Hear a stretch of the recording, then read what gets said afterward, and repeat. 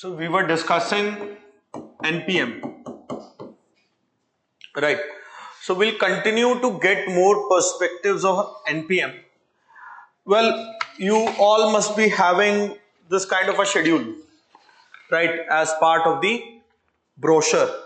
Okay, and with this NPM, today we are going to try taking certain perspectives, more perspectives on NPM.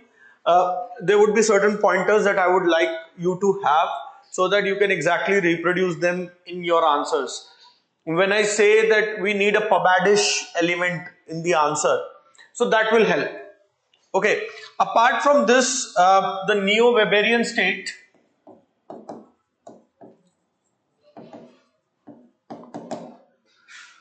okay, new public service, public value management,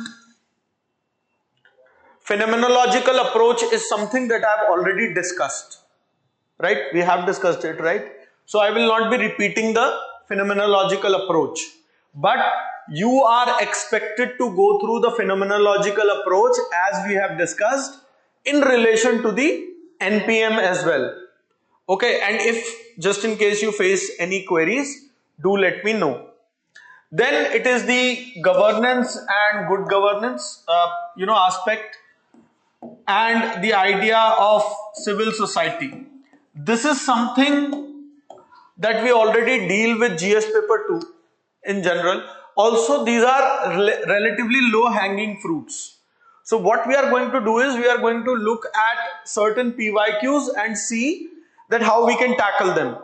Basically that pubad gloss which is needed on them. All right. And then we will see the public choice approach. Bureaucracy and democracy contrast is something that we have seen vis-a-vis bureaucracy and development. Okay, it is almost on the similar lines. So again, you should typecast, look at it yourself, though we will be looking at certain dynamics of the bureaucracy and democracy. Okay, phenomenological approach is there. Critical theory, anti-ideology, anti-Eurocentric approach, Marxist approach, normative question, and inter-theoretical linkages is something that we are doing. Okay, evolution of public administration as a discipline already dealt. Right. So session 5 and 6 as they are written in your schedule will try and actually consume as much as today, and whatever is the spillover will take it over to the next session. Right. So this is how we are going to continue. Remember I told you that we are going to take up ARCs as well. Okay. So ARCs will be taken up in due course. I might take one report tomorrow, right, in the next session. So we'll see to that how it goes. It depends on the flow of today as we go about it, right? And then of course the theories, behavior, and things like accountability and control, administrative law, etc. We'll try and have certain perspectives on that. Okay, so that is going to be the broader agenda that we are going to move forward, right?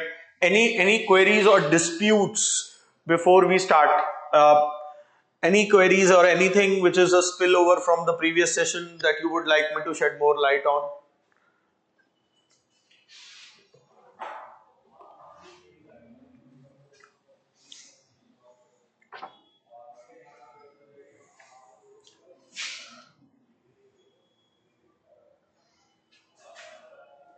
Anything?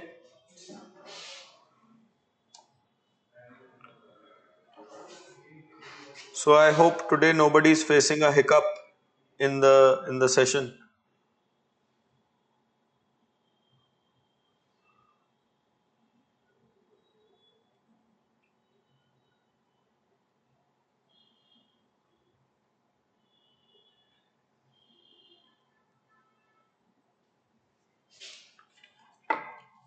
Okay, others? Good afternoon, everyone.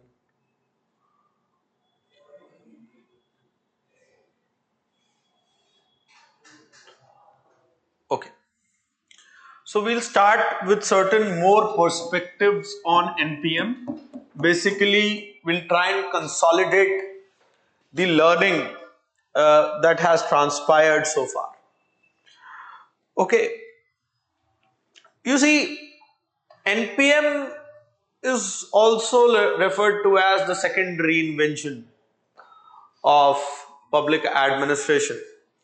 And the reforms which were seen after the coming up of NPM globally across the administrative systems were very, very far reaching, irrespective of the socio-political context. Like I said, NPM, the beauty of the NPM laid in its flexibility, and therefore it was used almost everywhere in some measure. Okay, in some measure it was used irrespective of the socio-political, cultural, constitutional differences. You see, there is a background. The background is that yes, in case of India, we can definitely say that there was a BOP crisis and all that. But through the 70s and 80s also, the world saw a turbulent period. Okay, there were economic crisis, public sector was sought to be rolled back as part of the NPM to actually tone down the public expenditure. Okay, all of those things were there. And as Reaganism, Thatcherism, all those things are coming up, these things are getting the pace further. Right, there are of course political reasons. The conservative government in the in this period in Great Britain, as it was, and it was actually driving the agenda for NPM in a big way. So there were political factors. Now please understand, what I am doing is I am actually trying to list those factors: political, economic, okay, social factors and other factors at one place, so that you all have it as a ready reckoner while you revise. Also, please understand, this is a pan-world perspective. So some things might be suitable to India, some things might not be exactly suitable. So be intelligent enough to modify them. Okay. So public service, if you see, and we are talking about the political factors first. The idea of public service and how the public services are to be delivered. I'm not talking about the spirit that Lok Seva, the public service. I'm talking about the services to the public that were to be delivered. Before that, before coming of NPM, the approach was largely rationing.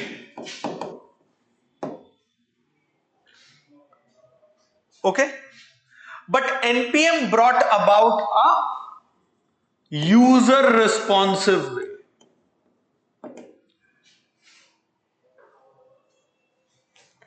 So the public services now had an on-demand factor. Okay? Then another political change which was there was the introduction of the market and contracting principle in public services.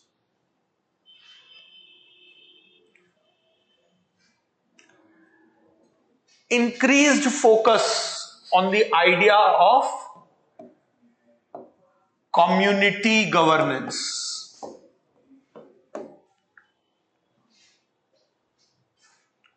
Okay? And this was marked by another thing, that a shift that we often talk about from government to governance. Shri Kuldeep Mathur has written a book with this title, National Book Trust, a must read for all of you. Okay. Also, you see, the political idea that was taking shape. Soviet Union was on the wane, and the era of military alliances was actually taking the route of strategic alliances towards economic alliances. So EU comes up, European Union, which was talking about a uniformity, a sort of consistency in the pan-European community. So that also necessitated that the state-centric approach should be given away. Because if there is going to be a state-centric approach, then all the states have different approaches. Okay? So if you see the Brexit, okay, Brexit idea, it is nothing but anti-Eurocentric approach. Something which is undoing of the NPM. Okay. Also, two forces were working simultaneously. Globalization and regionalization. Globalization and regionalization. The bloc thing came up in governance, that Europe will be governed like this. Okay?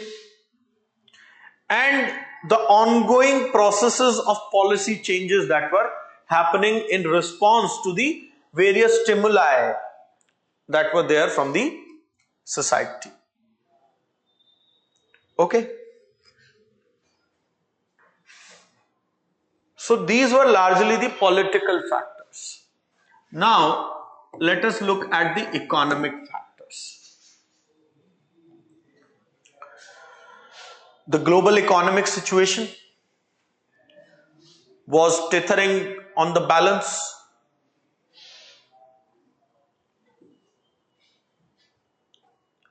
Okay, that was there. Also, the public sector organizations, they were being reshaped. Now you can link it, why they were being reshaped. Let us look at the basics of it. Because these very public sector organizations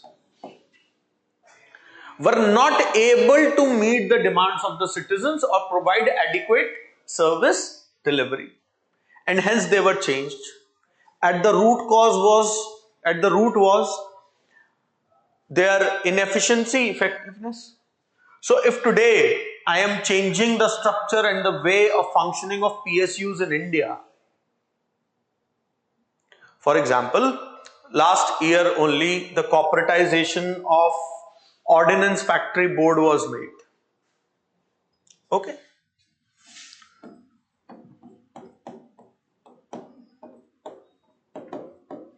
Or when I talk about disinvestment,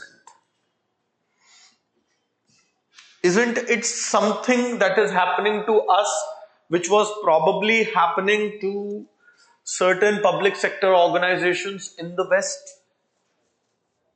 Right? So based on this logic also, you can relate and provide that paper 1 sort of a dash in the paper 2 answers related to the PSUs. You have a unit, right? Right, Anab. Absolutely right. On point. Okay? So this is how you should make these linkages. Okay? Also, the idea of public services went for a fundamental shift. While as part of the democratic responsibility, it was the duty of the state to provide those services. Now the marketization happened of these public services. And the idea of user fee actually brought into the idea of cost, revenue of these public services, public sector organizations. You see, before that, you were not focusing on quality. You were focusing on just whether the service is being given or not, and that there also the compliance was not so deep. Right? But now because the user fee element came in, the customer orientation came in. So these things changed it. Okay. Also, to keep the state economically sustainable, financially sustainable. This was the idea.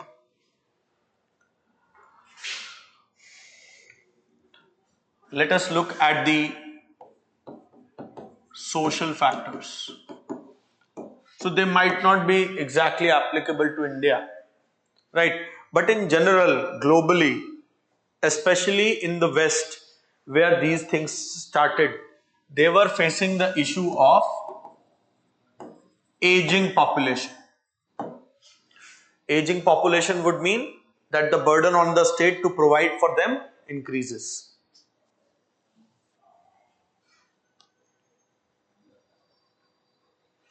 Also, this was a new era. The expectations of the citizens was changing. It was no more the provision of basic services, food, clothing, shelter. Okay. Another agenda which gained currency during this time was the agenda of social inclusion.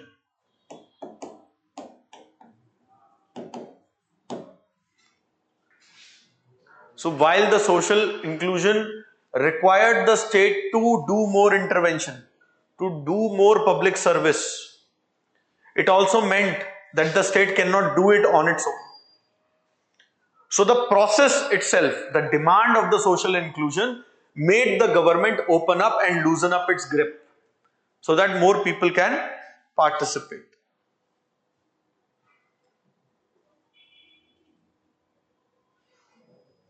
You see, social needs were getting redefined in this era. Also, the need for sustainable communities. The need for sustainable communities. Then there were technological factors.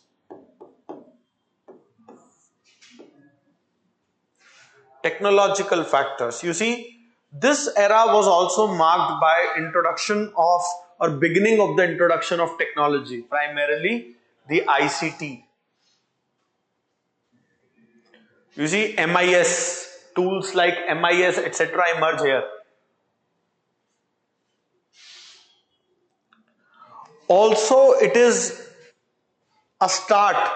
You see, 70s, 80s saw expansion in the mass media, as we knew. Before that, there were newspaper, magazines, but now television started gaining a lot of currency.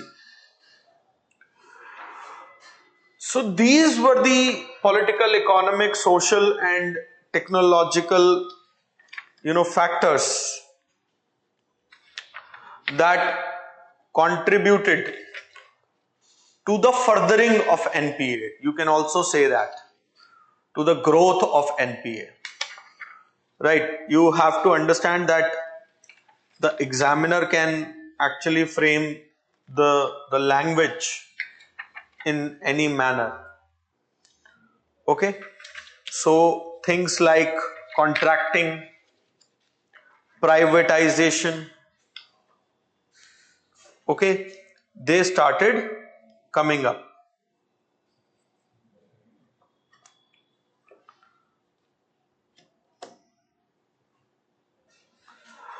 This era also saw something that we say coming up of new institutions.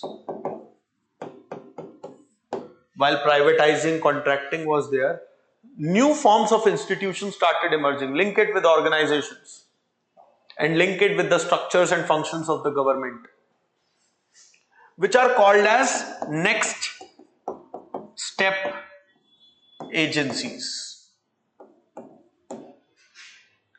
Which are called as next step agencies. You see, the NPM as an idea advocated for a mission driven, decentralized, entrepreneurial sort of a government. So can the structure of the government remain same as the TPA while its ideology has changed? Therefore, while NPM was changing the orientation and the processes, it also had an impact on the structure of the administration as it existed. You cannot play with traditional bureaucracies, right? So, smaller units, smaller organizations,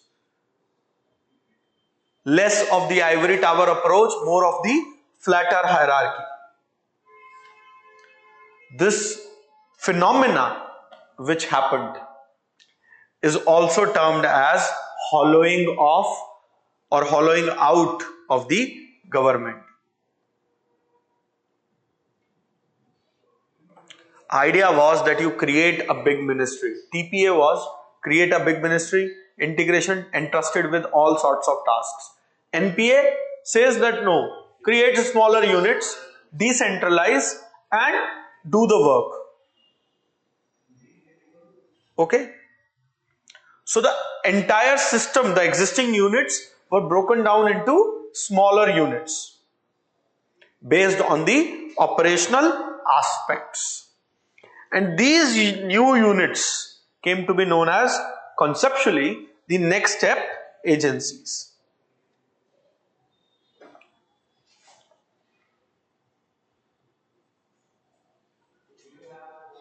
Okay? But again, they were continued to be manned by the very same bureaucracy. And you see, coming up of citizens charter, all those things are nothing but an extension of NPM only.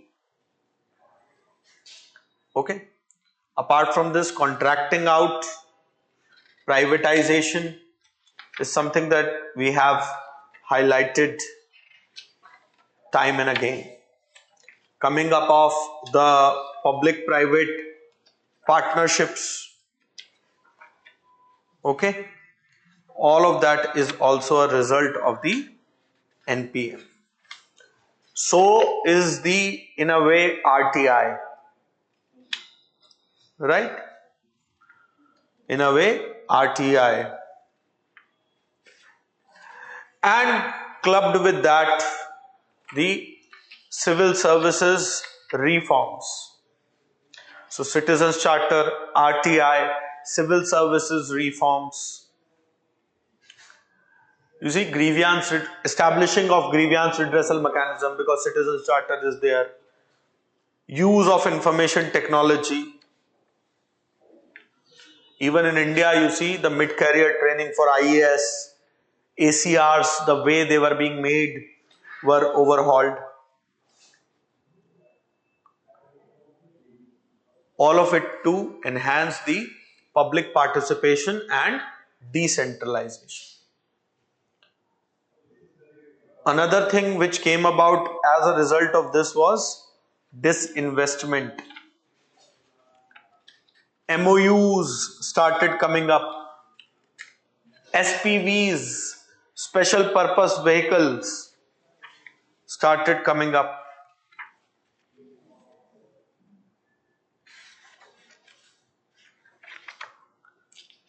Okay.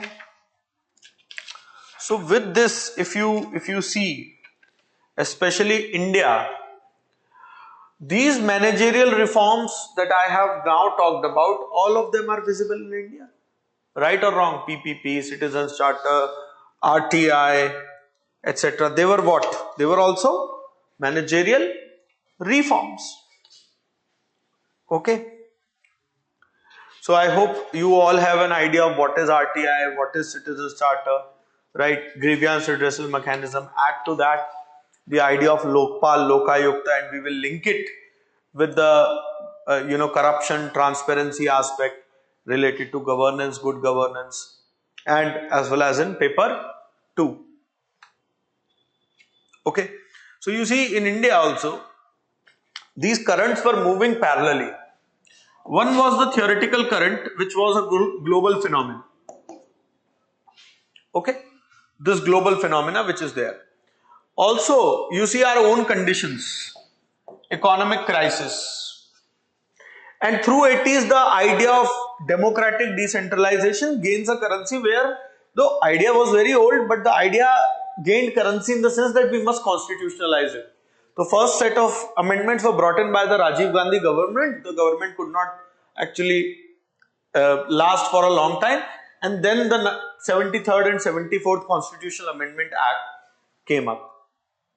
Okay, so all of these things were happening almost simultaneously in case of India. So all of it that we see, decentralization, disinvestment of public sector undertakings, coming up of regulatory agency, right? All of it were the manifestations.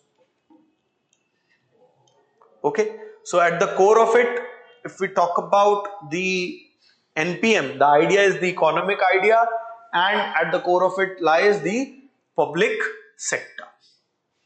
Okay, understood? So far understood, friends watching us online?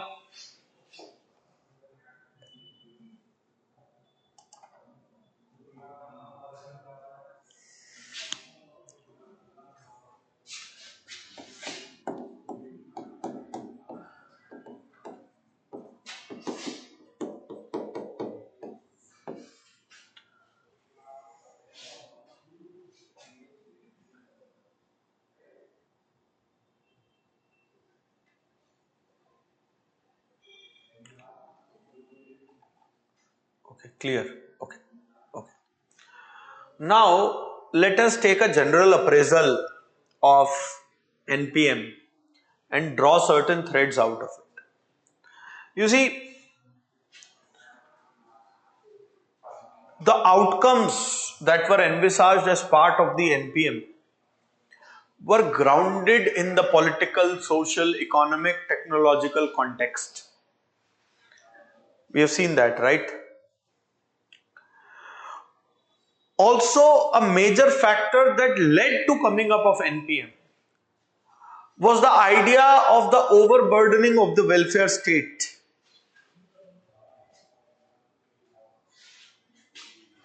Because now the taxpayers were questioning the public sector. Okay? And this gives rise to the new right philosophy, the new right economics, and the prevalence, or rather the flowering of the pro-market ideology. Okay? That is why we see withdrawal, rollback of the state, deregulation, privatization, progressive taxation. All these things are a resultant of the reforms that were carried out in the NPM. Because from here, the element of public choice will come up. All right. So, it impacted the society as well. Right? And there were certain questions which NPM sought to answer. And there were certain concerns. Concerns were the productivity. How can government produce more services with less tax money? Another concern was the marketization. How the government can actually use the market style practices. Next is service orientation. How can the government actually become more service oriented? A better relationship with the citizenry. Decentralization, policy, accountability of results, all of them were the key ideas. And as a result, NPM, as part of the political theory, the political aspects, it dictated the state to reduce its size and complexity. It should become a simple organization. Okay?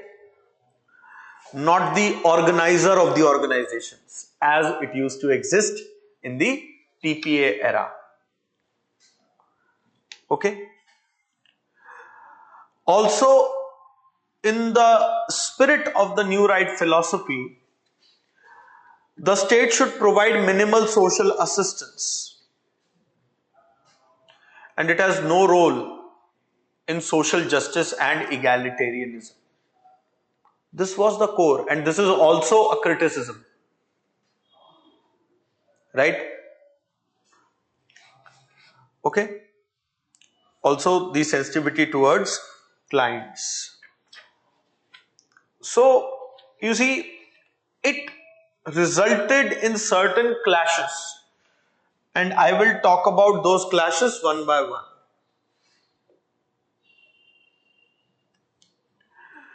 The first clash would be the clash of values.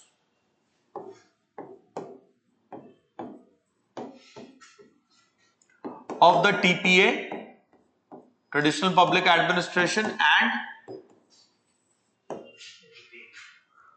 the New Public Management, NPM, I beg your pardon. I guess we have written enough about this. What were the differences between the Traditional Public Administration and the NPM? Next is the contradictory nature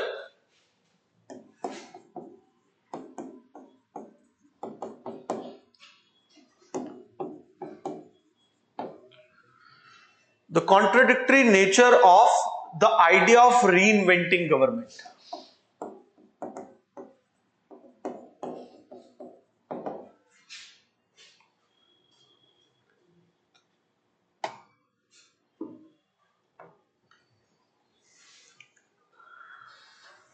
Williams actually terms this idea as proverbs.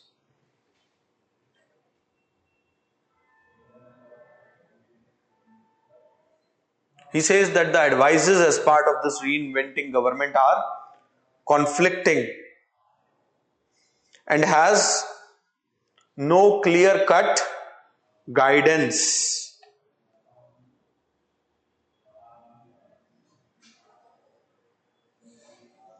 You see, as part of the NPM agenda, Osborne and Gabler actually advocate for competition between the private sector,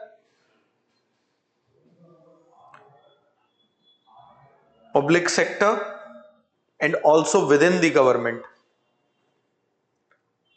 So he says that this competition is bound to create duplicates or duplication of activities. Whereas Osborne and Gabler themselves says that there should be no duplication. So this again is a contradiction. While the competitive spirit is being highlighted by NPM, how to go about it? What kind of competition? What should be the rules? Any competition should have rules, right? Otherwise it is almost equal to a fight without the rules.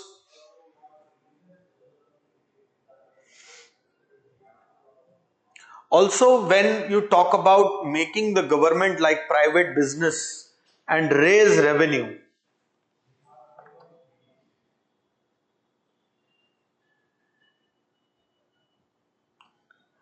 also the idea of intervention in the private market to control the development. While you are talking about all of this related to development, where is the case for the socialist employment or income redistribution? How this so-called market-led development, market-fueled development is going to look at the primary responsibility of the state, the redistribution and the egalitarian aspect. There are no clear-cut guidelines. So while Osborne and Gabler actually use the term uncentralize,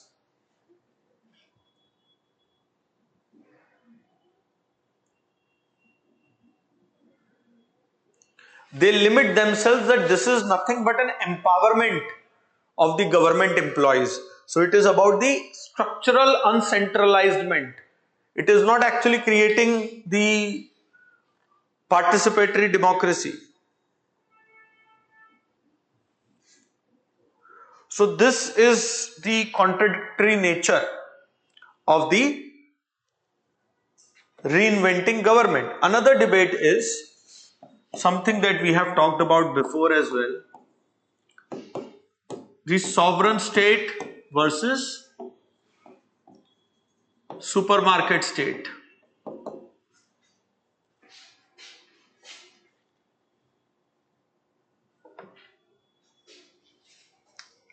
Okay, that is something which we have talked about. Another debate which is more technical in nature, which comes into the picture, is the idea of managerial predominance over public policy. It is not that the policy is being looked at, it is how we can better manage, the managerial philosophy, which is raising the concern. Similar is the kind of idea of entrepreneurialism versus the public cause. Okay, because entrepreneurialism is all about risk taking. If organizations are going to be into the risky business, how will they serve the public cause? And risks will inevitably involve good as well as bad outcomes. How do you fix the accountability?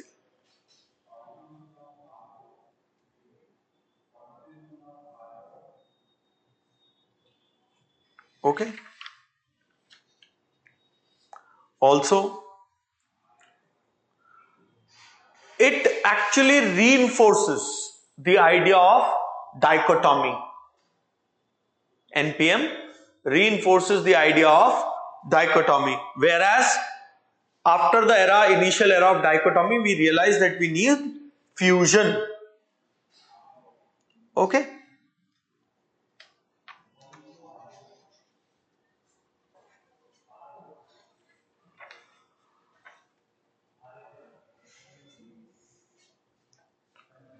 Right. Next is the ambiguity it presents in the role of the politician and the bureaucrat. While the TPA, traditional democratic or traditional method of public administration, assures there is a clear line which leads to democratic accountability. In this NPM era, it can lead to the blurring of the lines and blurring of accountability. NPM is being termed as something which is a narrow perspective of politicians and bureaucrats.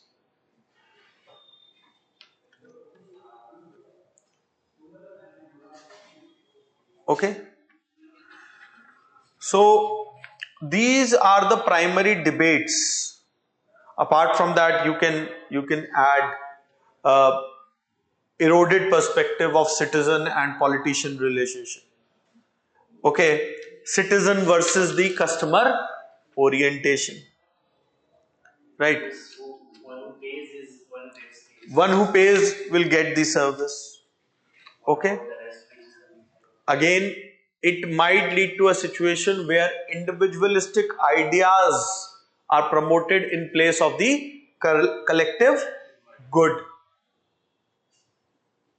But nonetheless, we saw that NPM actually resulted in a paradigm which was heavily used in the world, especially the developing world.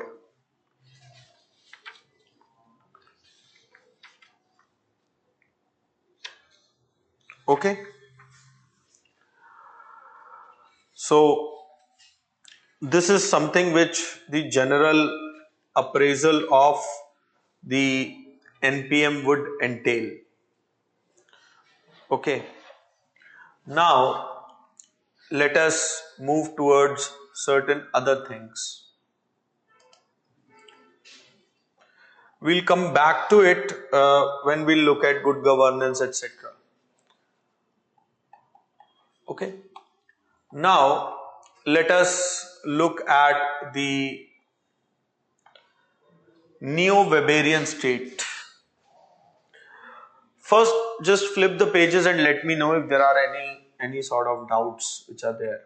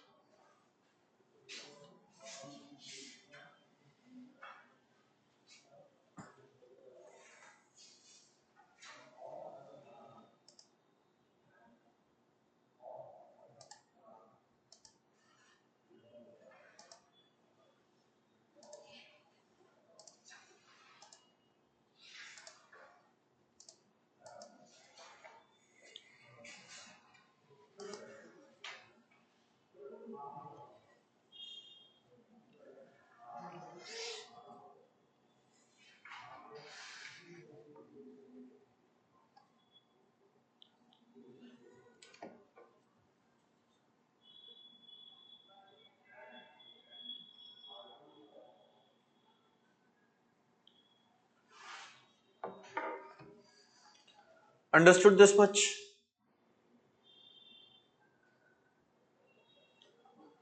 आपने बताया था लेकिन confuse हो रहा है. क्या confuse हो रहा है? व्हाट इज डाइकोटॉमी पर? You see, when we talk about NPM and dichotomy, while the rollback of the state is being talked about, so it reinforces the dichotomy. Okay, Saurabh. It reinforces the dichotomy because execution is somewhere else and the policy framing or the grand idea framing is somewhere else. That is what even the critique is also saying. Understood that?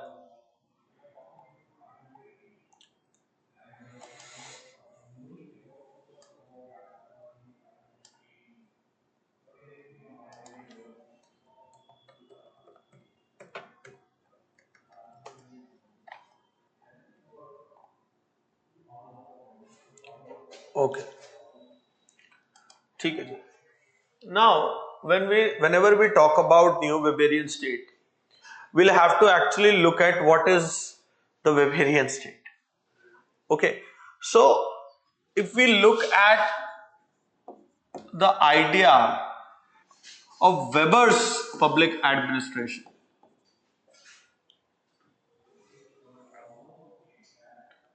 it led to coming up of Weberian public administration.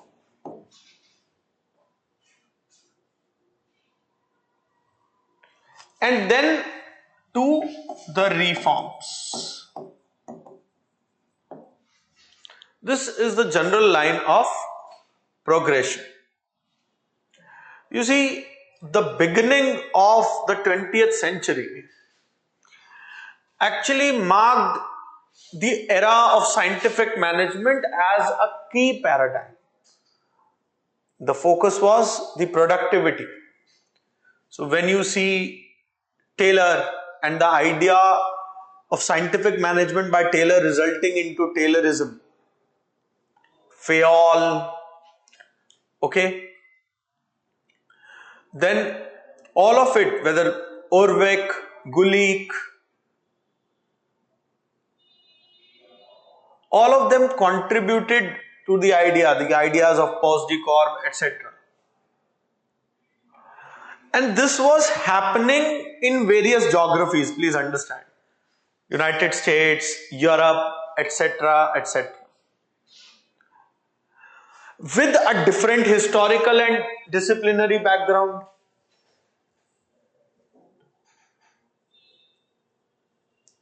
Okay. And Weber actually studied the bureaucracy and made his contribution. Okay. And at the core was the idea of authority, legal rational authority. And hence, Weberian idea was an instrumentalist vision of public administration.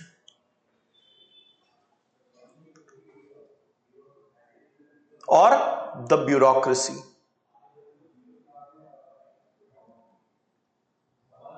But interestingly, you see, this instrumentalist vision of Weber is in line with the SMT or not.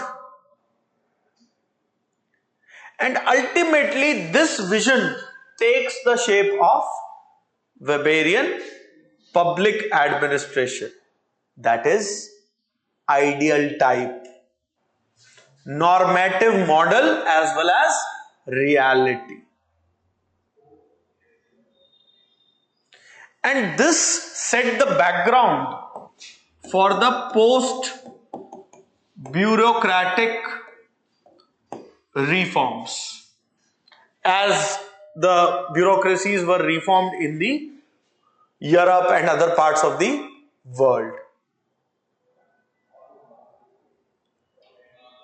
Okay?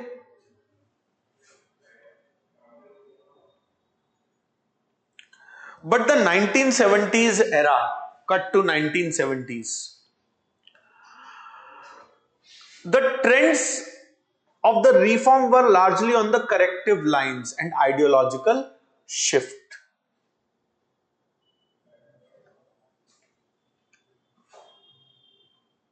Okay? So this ideal methodology of the bureaucracy was then a tool to understand the reality of the administration of that time and to improve it. Okay? That helps us understand the workings of the state. Right? So, whenever you look at the working of the state with this ideal type of lens, what you are doing? You are conceptually looking at and highlighting certain specific aspects which are under the operation. For example, you might look at the relationships between the various entities in an administrative structure. Okay? So, the requirement for an acceptable emphasis is that the things are, or these relationships or these entities are motivated and they are existent. While reading the theory, we can say they are objectively probable.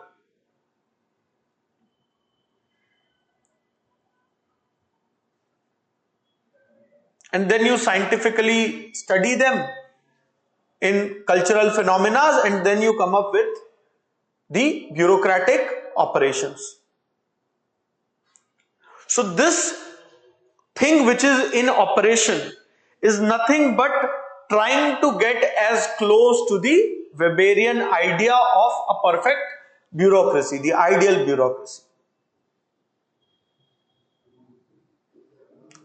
But those structures which nonetheless work but are not in harmony or in not consonance of the Weberian architecture would be called as un-Weberian or impure. Okay. So it became clear with time that to maintain the ideal type, that means the classical Weberian system, by tightening the traditional control, to bring about these non-Weberian elements into the Weberian meant tightening of the traditional controls. That is squeezing through the administration and law.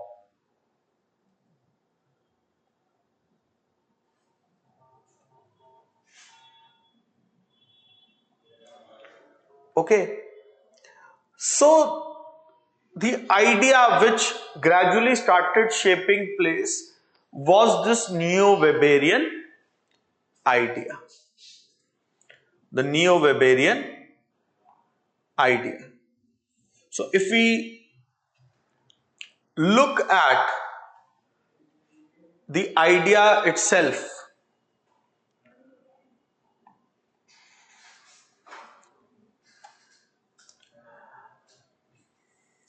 is how or what should be the postulates of this neo-Weberian state. How do we construct a neo-Weberian state? And at the heart of it is a very conceptual discourse that whether the public administration makes the modern state, right, or the state makes the public administration. But nonetheless, whenever we are talking about state and a neo-Weberian state, an ideal type of bureaucracy. So, because neo, that means there will be something new. Right? Weberian, that means Weberian elements. So, nonetheless, the institutions and their design remains the focus, because Weber did what? Weber also focused on this, the relationships, what to place where does the authority lie, where is domination, etc. Weber's theory was all about authority, power, domination. Okay, so this is what it is there. Okay, also where it is coming from. Neo-Weberian state is coming in the light of what? In the light of, let us say, NPM, new public governance, new public service. So this idea of neo-Weberian state was made hugely popular by two scholars, and I'll write the name. Pollitt, Pollitt, and Bouckaert. It's spelled a bit differently. Bouck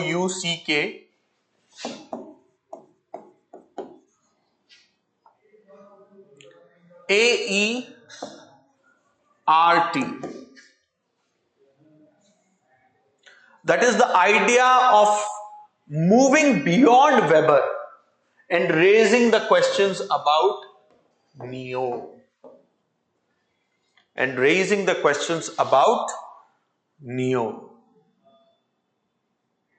So, while this modernization or reform is certainly the core idea, okay, but what is new inside? You see, the dynamics, because everything is happening in a ecology. The dynamics of industrialization, democratization, nationalism are nothing but an expression of modernity. And hence it impacts the bureaucracy and administration. For example, the NPA actually sought to democratize the bureaucracy so that more responsiveness to the clients come. A reimagination of the bureaucracy happens. Okay. So the primary dimensions, how do you reform the Weberian bureaucracy, lies in reforming the very pillars of the Weberian idea. Okay, if we look at the pillars of the Weberian idea, The three principal pillars are the bureaucracy, economy, and society.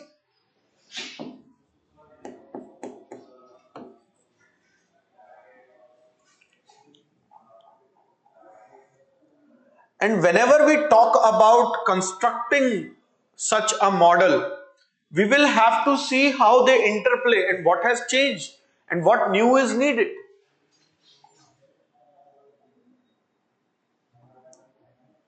Okay. So these three dimensions became the basis for this neo-Weberian state itself.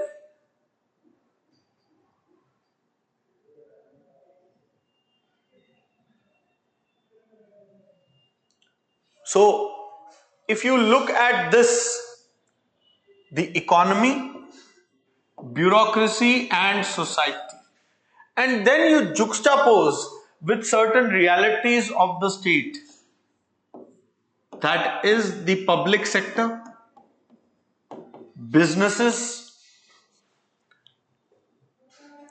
with for profit sector and society, and the society. So we will have to see that how this and this a harmonization can be built.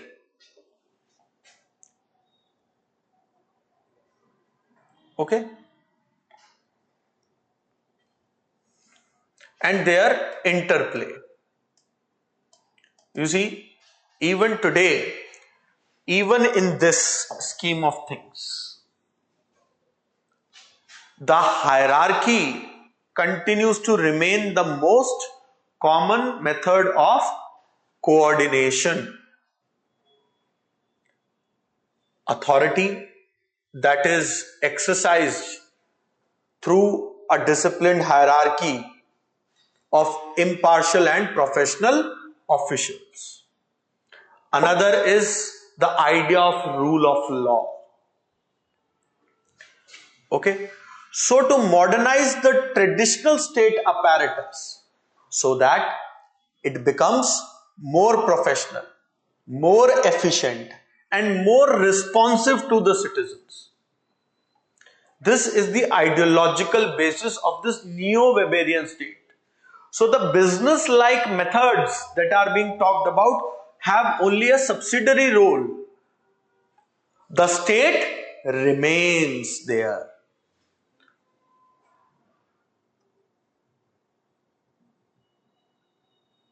Okay? The state remains there. And therefore, it is the reinforcement of the Weberian idea which was thought to be working in a democratic political setup, acting as a monitoring force.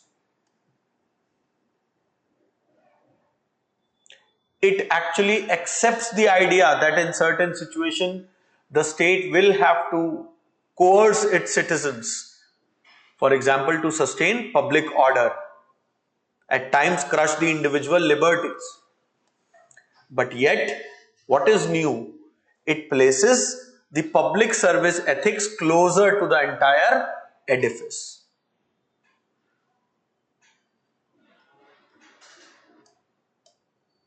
Okay?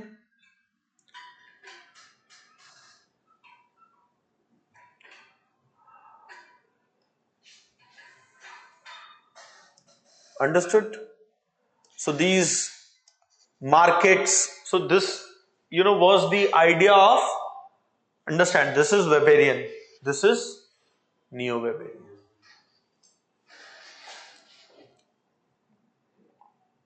Okay? So you will find that there would be Weberian elements and Neo elements. Let us list out those elements which are there. So firstly, the Weberian elements.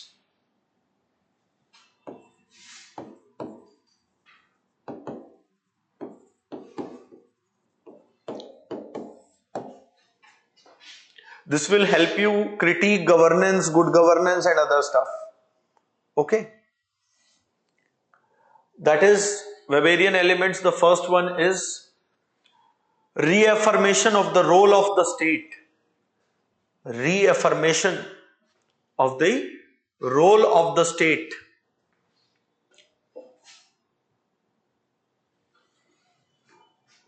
as the main facilitator of solutions.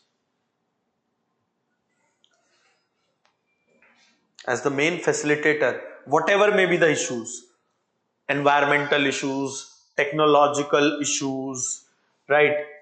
Demographical issue, globalization. A quick example of it would be that the recent technological change regarding the fourth industrial revolution is underway. Who is moving first? The government, trying to regulate it, trying to see that it does not encroach into the domestic and the democratic space to an extent that it influences the society in a negative manner. So that is a clear Weberian role which is there. Okay. Also, the reaffirmation, next point is the reaffirmation of the role of democracy.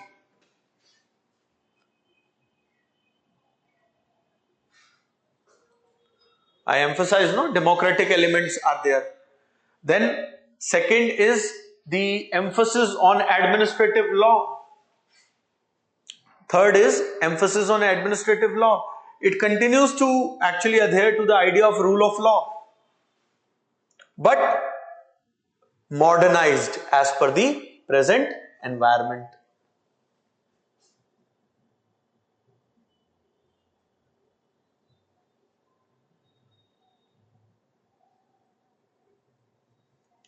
The preservation of the idea of public service. You see, the idea of public service remains. It is not obliterating, but with an asterisk. Terms and conditions apply. Why? Because the client orientation has come into the picture.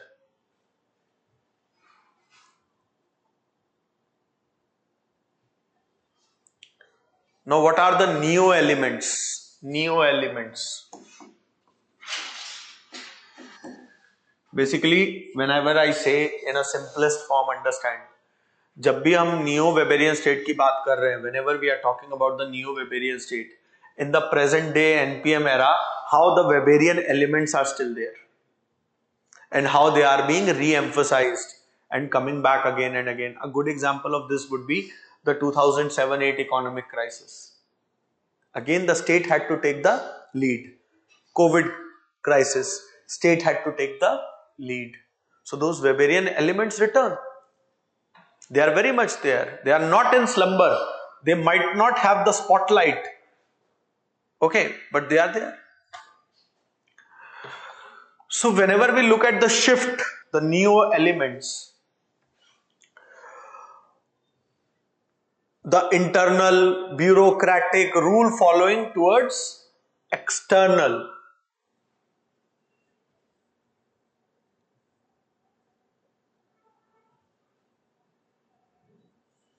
Now you see, how does the bureaucracy does it? Does it simply say, okay, I am not a bureaucrat, I am doing some other job? No, it is the reorientation which is happening. The market which is coming into the picture is at the operational level, very little. But the reorientation of the bureaucracy itself is happening. That means by propagating a culture of professional ethics and services.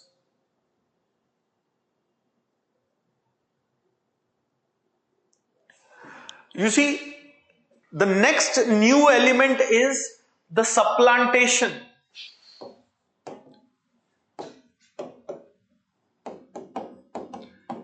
Within bracket, do mention not a replacement.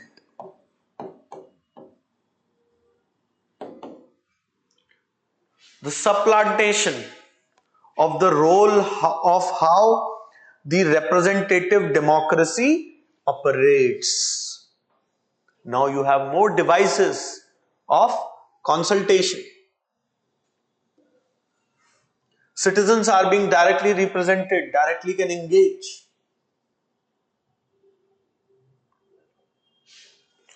Also, the management operations of the state. Next point is the management operations of the state.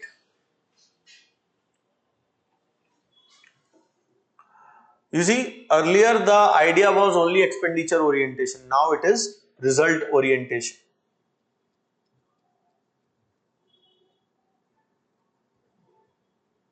The professionalization of public services. You see, increasingly we are talking about the domain expertise development even in IAS, IPS, etc., etc. Why? Because it is not simply that, bureaucrats are simply considered as an expert. No, they should be considered as an expert in a particular field or a sphere of activity so that they can act more like professional managers. Okay. So the focus, if we say, has shifted from the bureaucracy as it was traditionally to more on hierarchy.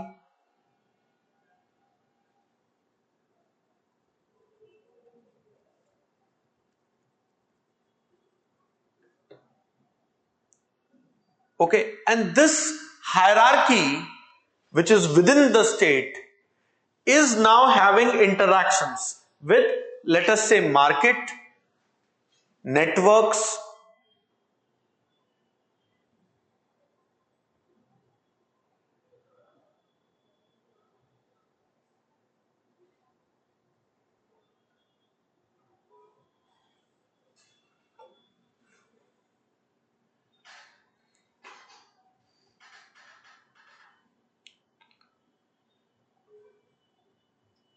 right? So this is what largely the neo-Weberian state is all about.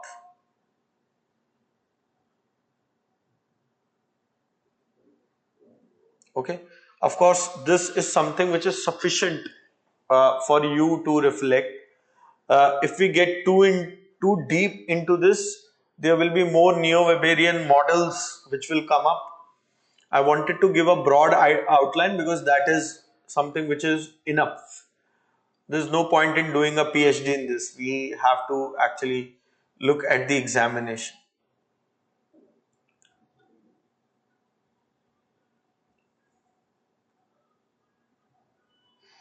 Okay, understood? So far understood? Friends watching us online, have you understood this? Okay.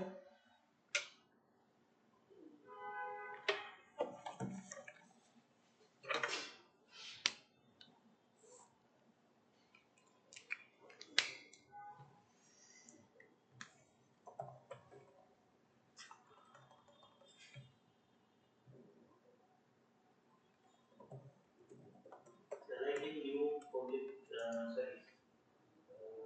new Weberian state, like state has taken a background role, but then The Weberian elements are very much there. That is why we talked about the Weberian elements and the neo elements. Okay, so the neo Weberian state is nothing but Weber in a new avatar based on present realities, in which we are looking at NPM primarily because we are looking at market and other things. Remember the three forks I make. That is enough for you to actually explain. Okay. Now, if you look at this and uh, let us write this down, it will help you. uh, it can actually act as a good input in any answer related to the present day challenges or an abstract question. Okay, in the industry 4.0 era, in the industry 4.0 era,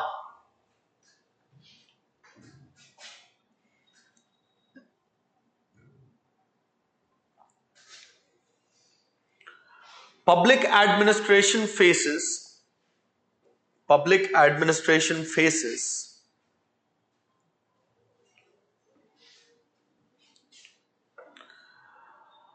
several complex problems. Several complex problems.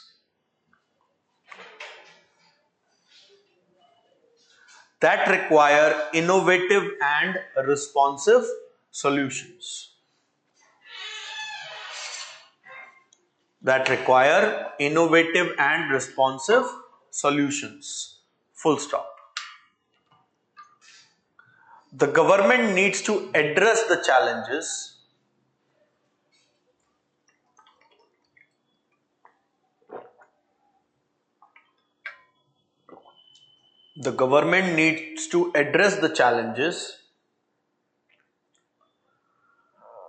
of integrating technology in public policy,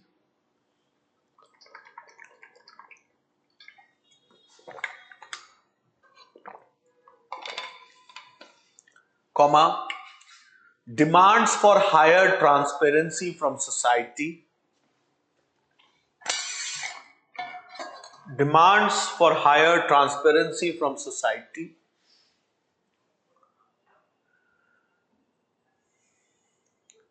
cyber security,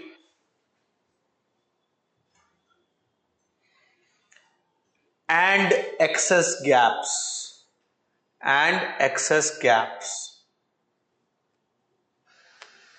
Full stop. Neo-Weberian is one form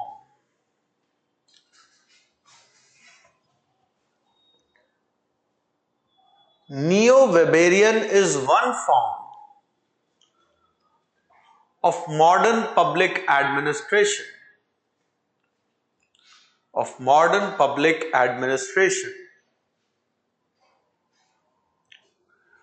that can rapidly improve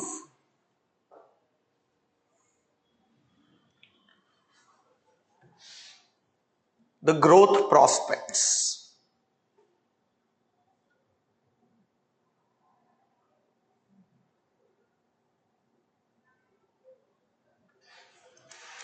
So on a side, make a tree. Okay, so what does Weber say? Weber say that the most effective and efficient public administration is what?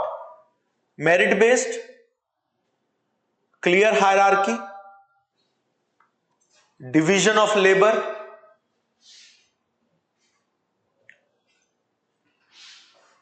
clear career advancement, compliance to the law.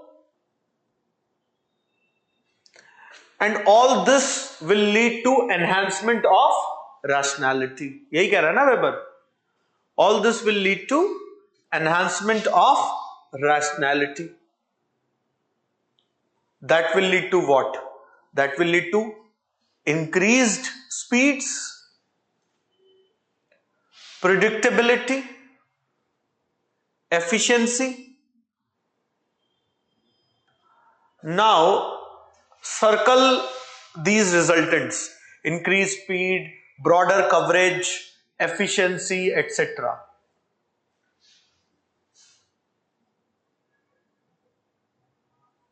Circle these things. Isn't it something which the present society also needs? Isn't it something which the present society also need?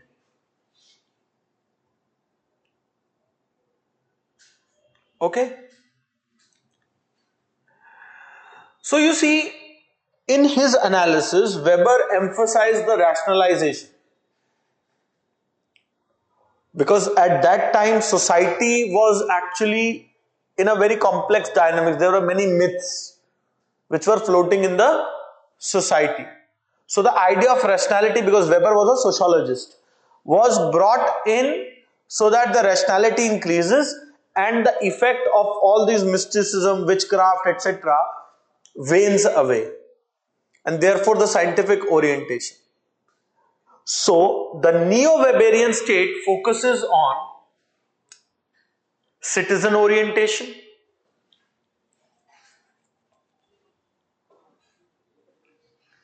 inputs, outcomes, and professionalism.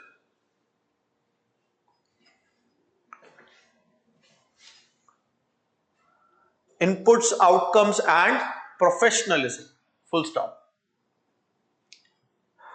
Now write a separate line, underline it, highlight it, do whatever you want to emphasize it. That is that the concept of NWS, that is Neo-Weberian state, actually perfects the concept of NPM.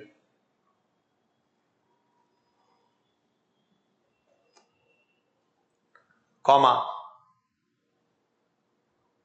Which failed because, what failed? NPM failed. Okay. Which failed because it transferred the business techniques. It transferred the business techniques to the public sector,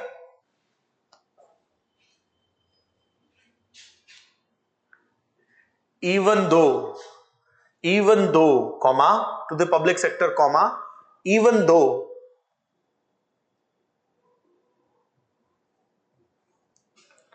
citizens were not customers.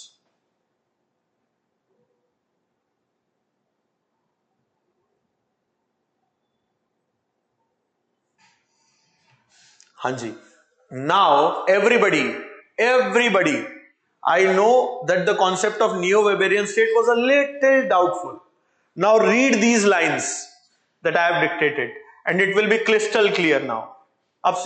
This will all add up. एक बार पढ़ के देखो, दोबारा पढ़ो उसे. Read it again.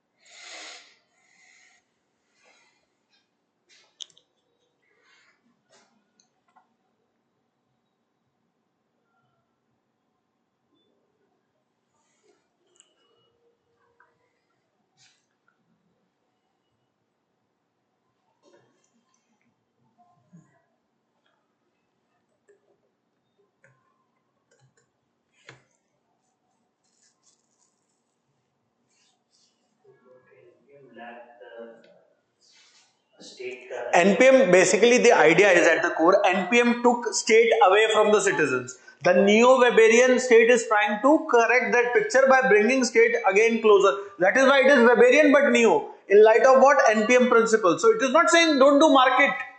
It is saying do it, but do it with rule of law. The control and the supervision. The control and the supervision remains. तभी लिखा है वो. This line is very important. Actually, this is by a very eminent professor, Professor Wolfgang, who actually teaches administration at a very prestigious university in Germany. Okay, so ये perspectives you won't get it like in regular materials. This is something that we need to work upon a bit. For that, only you have joined these sessions. These are the lines which makes the answer. Makes elevate your answers. Right. Okay. Now, let us look at the new public service approach.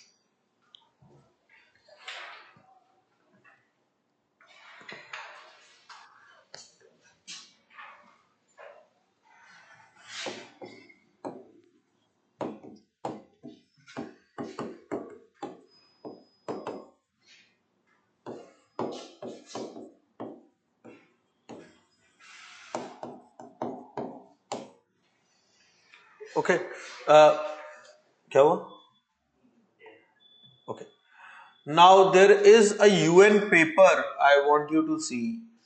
Just give me a moment, let me give you the link of it.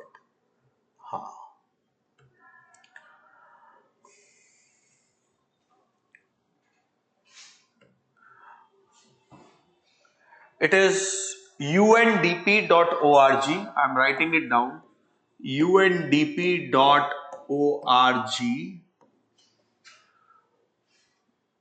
slash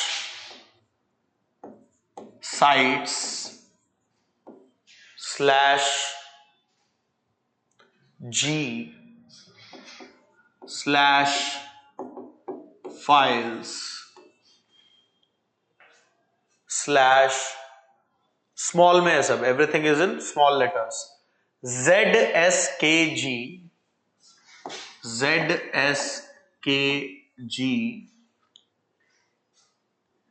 ke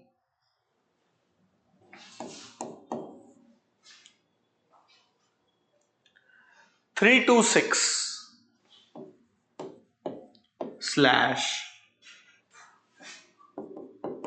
files slash publications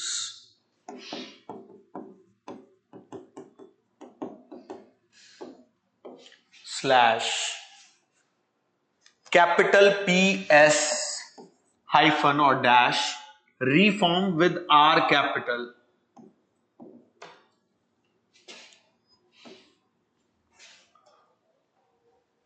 underscore paper with P capital dot PDF.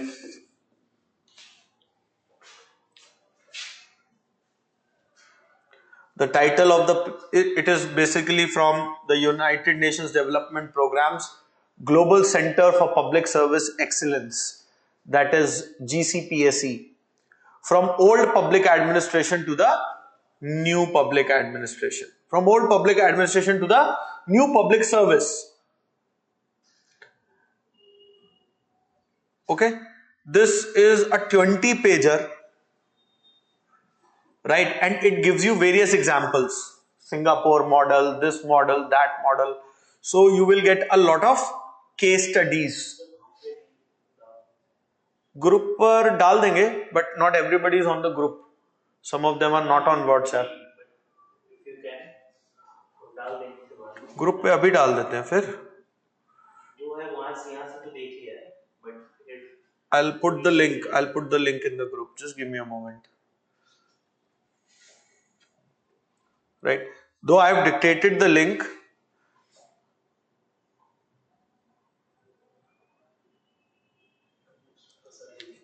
क्या चीज? most of the lazy people enjoy. No, you can't be lazy. Now in technological, there is something click it and leave it. Just wait.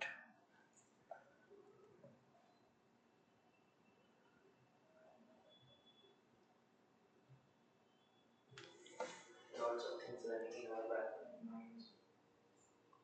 Yes, we can hide things.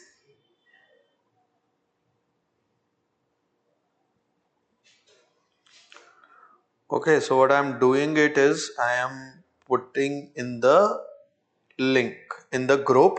I have dictated the link as well. Okay. I'll also put the PDF. चलो, दिक्कत नहीं होगी. Okay.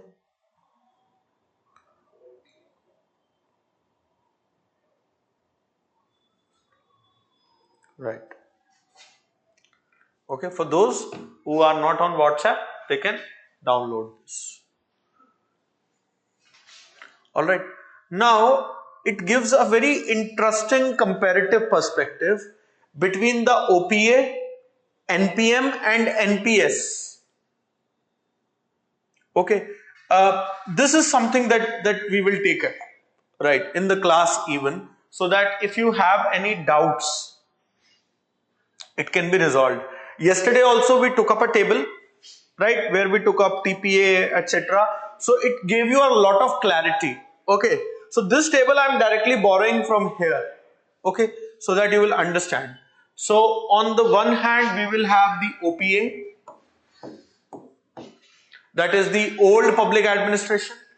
Then we will have the NPA, NPM, new public management, and then we will have the NPS, new public service.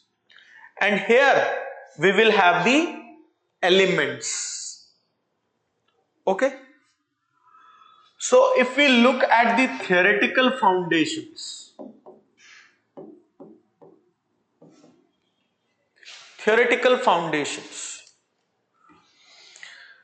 OPA would be in political theory a sort of a naive social science, elementary, right? OPA was the initial era of public administration. NPM is rooted in economic theory. It's a positivist social science because you are looking at results, empiricism, etc., etc. है कि नहीं? NPS is in democratic theory.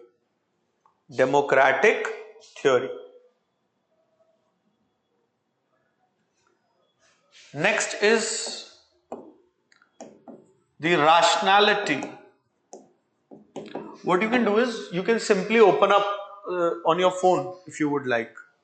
Okay, no point in writing everything. Let us not waste time. Let us try and understand it more. Okay. So friends who are there, I have already shared the link. They can open up on their phones or devices or whatever, and through that, you'll be able to see the table that is on page number 10 of this very PDF that I have talked about.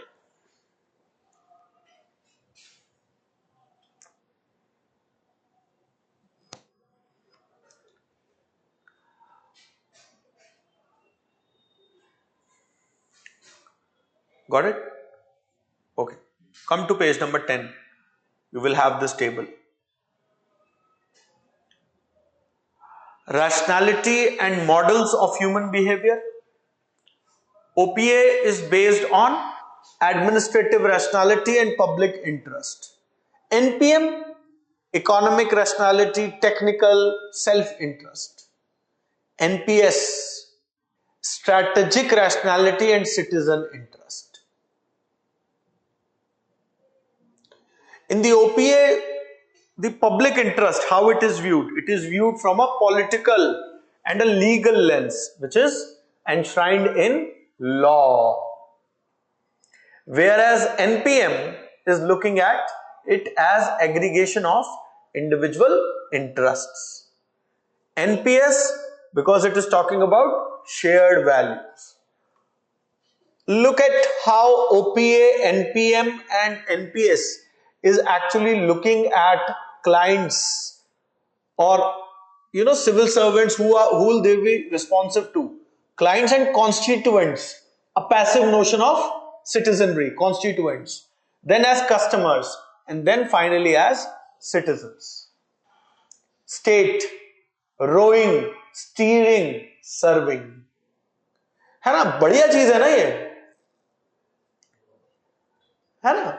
This is so amazing that this one table can make you answer practically any question on NPS and all these things. Okay, similarly, mechanisms for achieving policy objectives, how it is administering through agencies, creating mechanisms. The focus is on process. The rollback of state has happened in NPM. Okay, and the third one is building a coalition.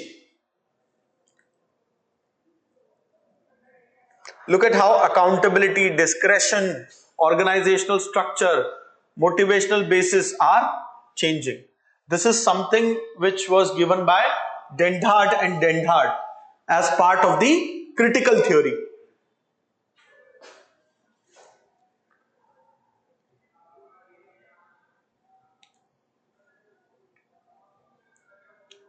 Understood? ये समझ में आ गया? Friends watching us online, have you understood this?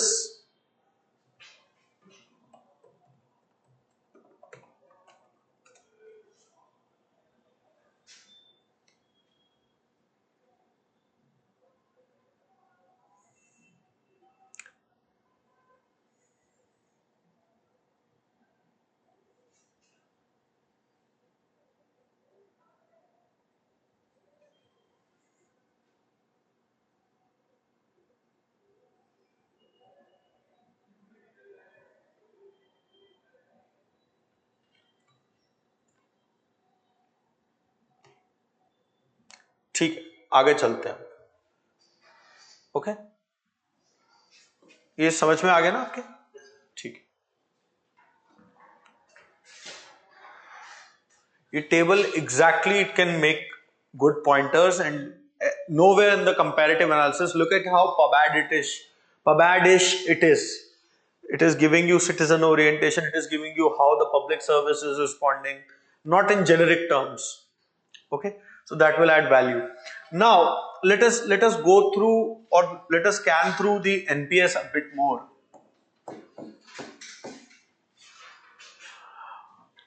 You see, it is one of the most coherent ways we can look at public administration presently, because at the core of it, it keeps the citizens, community, civil society.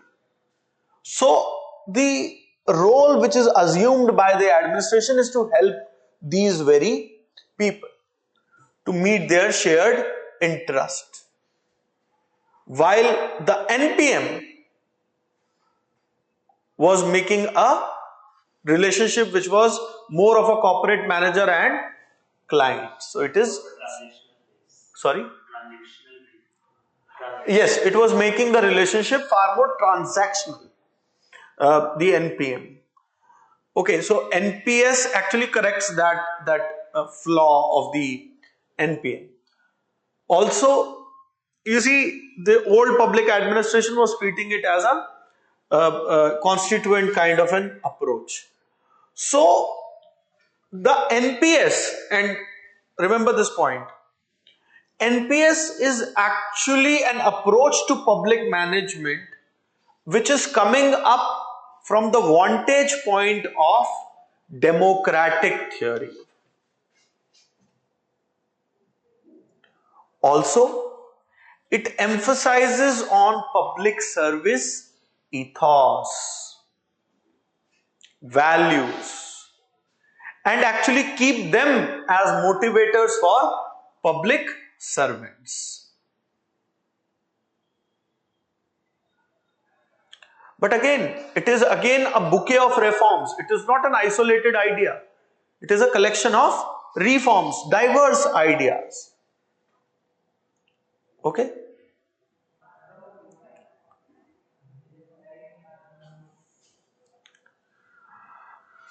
So, the broader principles of NPS approach would be: first, serve rather than steer. I hope these things are now self-explanatory. Okay? Public interest is the aim and not a byproduct.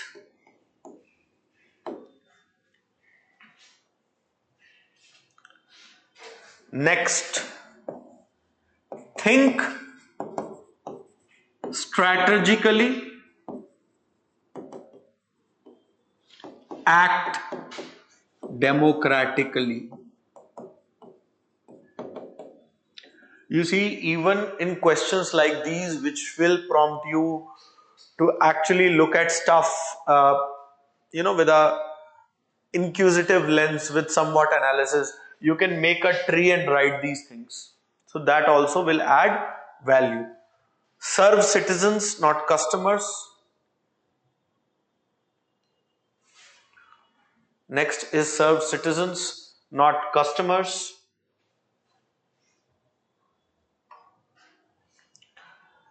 Accountability isn't simple.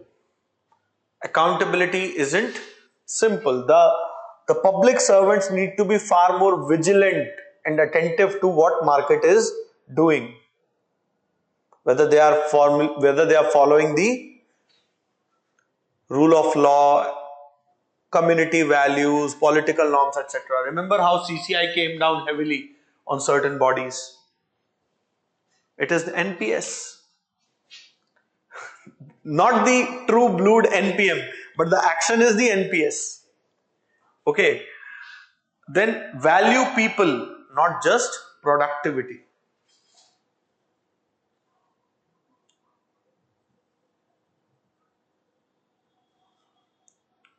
Okay, value citizenship and public service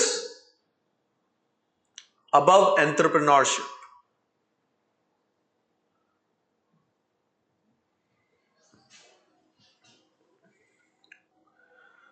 ठीक है जी, understood? Okay. Let us have a look at a few questions uh, that have been asked on the new public service. Okay.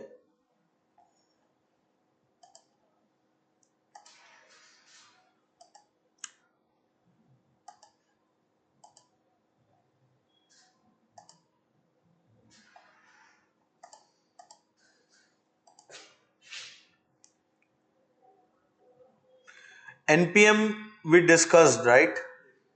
The questions we actually spoke about. There was a lot of questions like, yeah.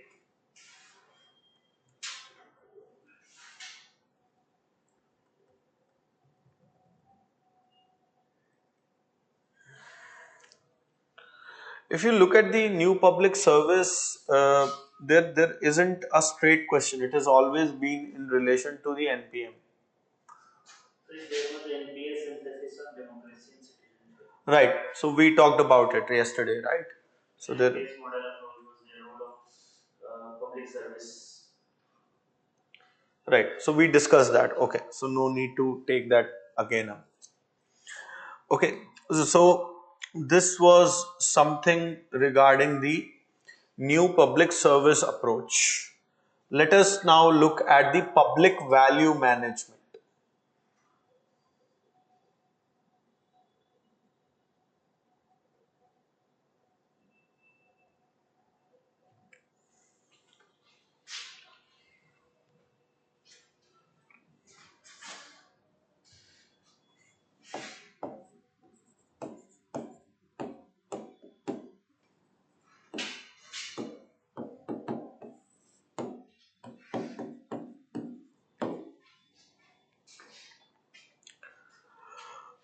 You see, whenever we are looking at public value management, PVM, we are certainly looking beyond the NPM. Okay. And we are looking at it from the vantage point of the public sector managers.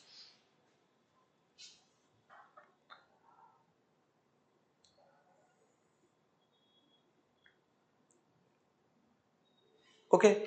So let me set the background for this.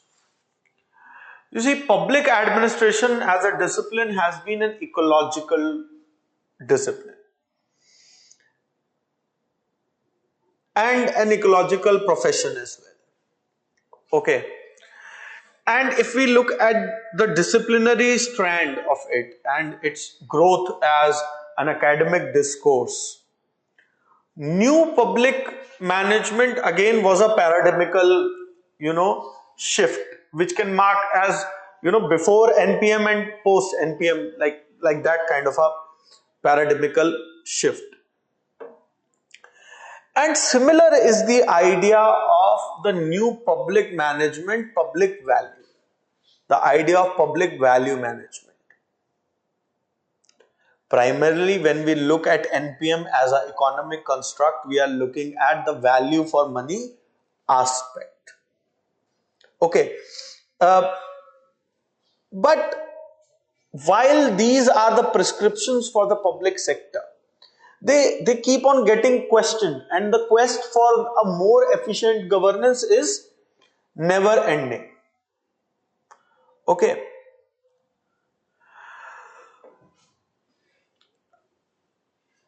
So the 1976 as a year is marked as a new beginning for public administration, a modern understanding of the public administration. Okay. From Wilson to till today, we have reached here.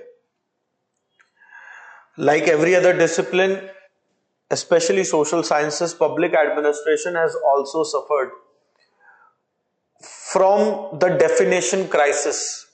How do you define it? And then, Waldo and other people came in, and finally, when this churning, as in the identity of the discipline, reaches a crescendo, then the NPM becomes the sort of a darling paradigm of public administration. Yet we see a clear definition of public administration remains elusive. Whether you are looking at it as an administrative philosophy, a management argument, okay, it is different. The public value idea seeks to balance this to a certain extent.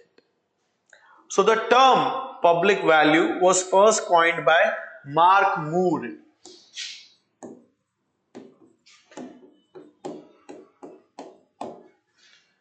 Mark Moore, that is in 1994.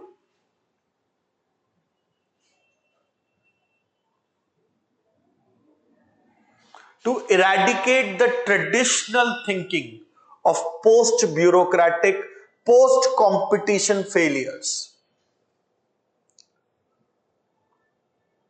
That was now the highlight of the discourse. So these value, this public value, are those values that state create via services, laws, regulations, and other actions. The public value management, if we want to understand, we will have to understand what is public value, right? So it is these values which are created via services, laws, regulations, and other actions.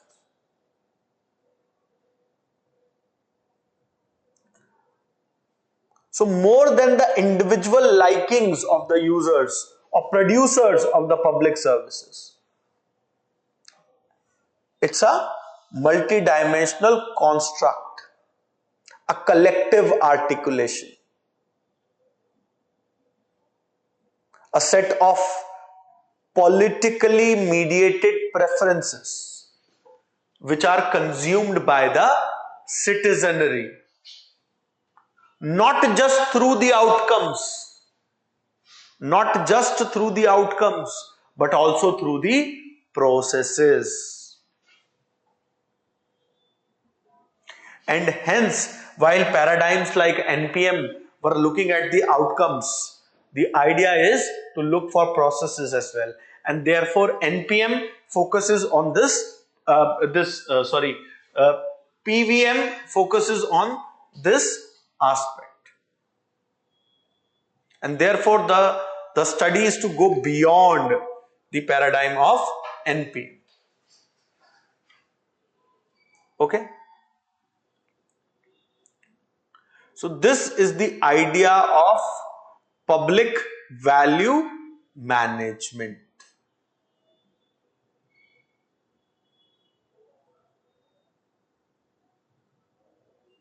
Okay. Now make a small table, just the two columns. Okay. So we'll be taking it as a different paradigm altogether, treating it like a paradigm. So the name is public value management. Okay. What is it? It is post-competitive. It is post-competitive in character.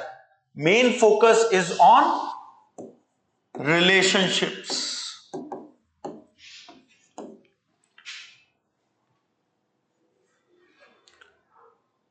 Okay. Managerial objectives, not just the outcomes, no. To meet the preferences of the citizens, re-establish the mandate and trust through providing quality services, a steering network. How it looks at public interest? As an expression of collective preferences. I made you know that it is beyond individuals. Expression of collective preferences. So you see, instead of just what is there, you are now looking at certain different performance objectives like customer satisfaction.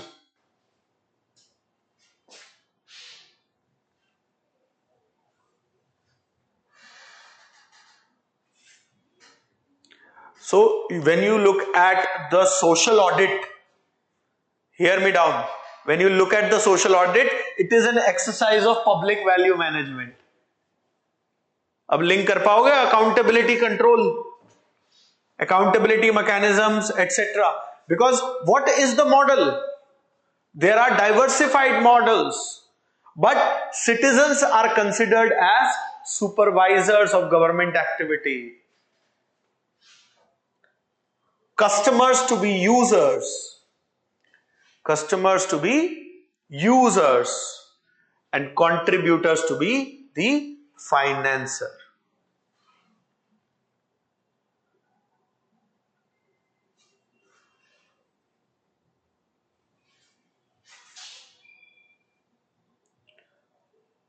Understood?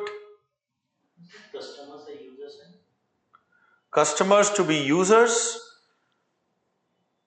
citizens to be supervisors, customers to be users, and contributors to be financiers.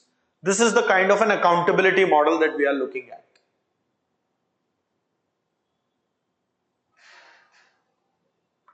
Okay, understood? Hanji, flip through the pages and let me know, have you understood this idea? Public interest is not the byproduct. There would mean that earlier the public interest, the focus on the goal orientation was so much that the goal was there for public interest, but if you achieve the goal, that is sufficient, right? You are not looking at in quantitative or qualitative terms whether the public interest is getting satisfied or not. That is why public interest became a byproduct in NPM. Okay, so that is the kind of idea. Understood, Saurabh?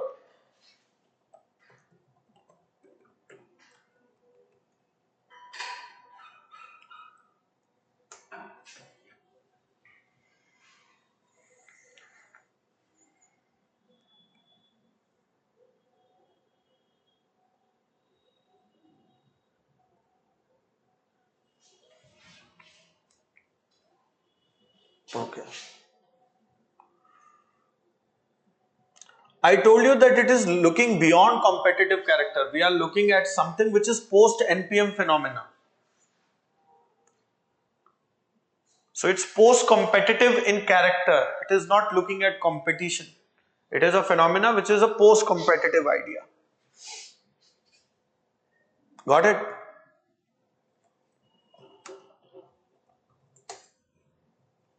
When I describe the value management, I alluded to these ideas. so rather competition is satisfaction. Right. Instead of competition, we are looking at satisfaction.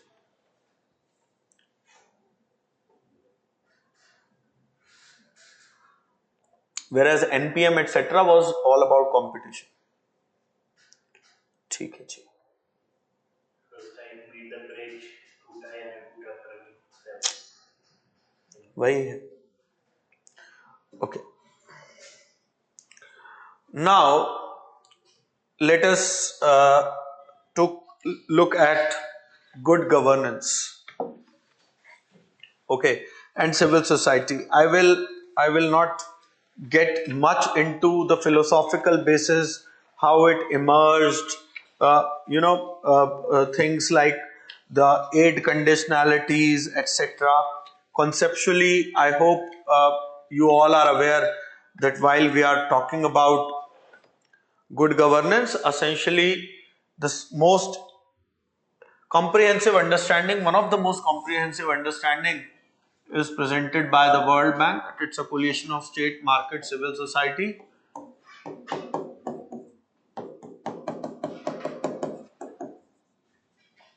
consensus orientation, accountability, transparency, participation, efficiency and effectiveness, equity and inclusivity, rule of law, responsiveness. है ना? यही होता है ना good governance. एक triangle बनाते हैं हम. Okay. So this is the context. Now I will not get into how these things are or the definition of these things. That is something which is there. How from government to governance to good governance the journey actually shapes up. Okay, the open system model, closed system model, what were the problems of good governance, right? So that is something which is I'm not going to take up. What I will tell you about is the idea and appraisal of good governance. Also, we'll be looking at civil society as a supplementary democratic model. So we'll be looking at these debates. Okay.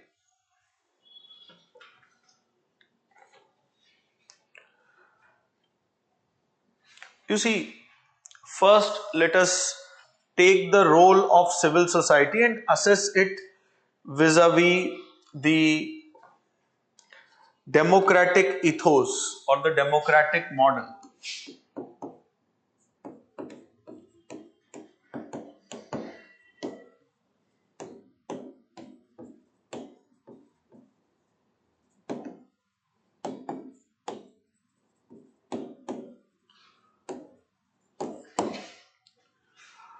You see, the individualism which was at the heart and which was embedded in the market in the NPM era, it was realized that this individualism is not doing a great favor to the society.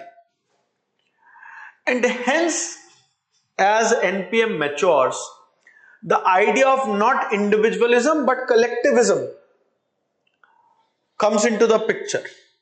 And therefore, where the individual was, here some collective entity was to be put. And there emerges the idea of putting the civil society there as a collective entity.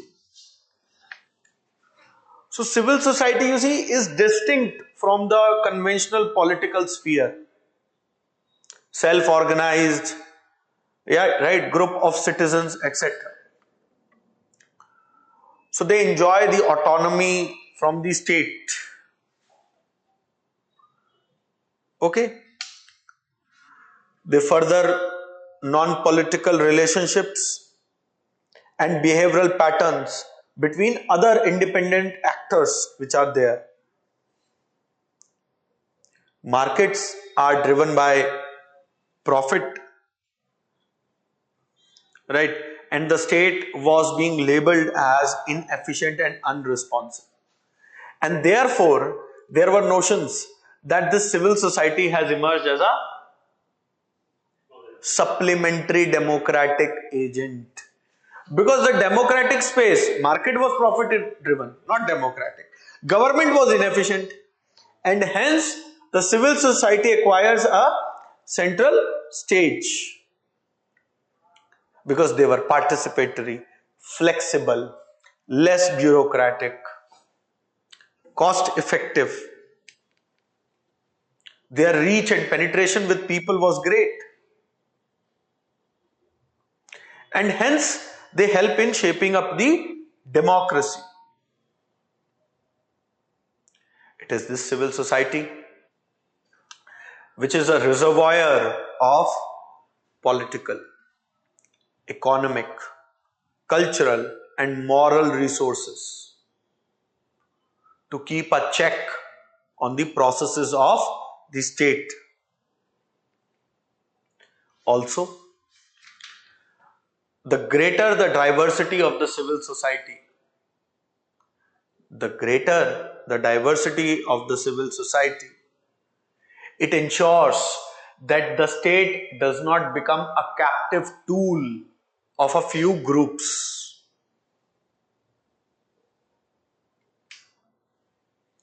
Also, they act as agents of enhanced political activism and participation.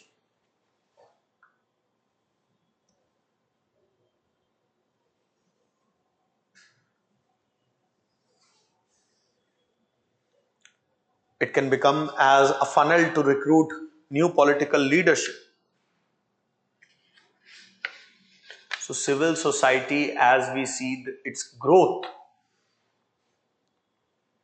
is, or the development of civil society is seen as the growth of the communitarianism. Communitarianism.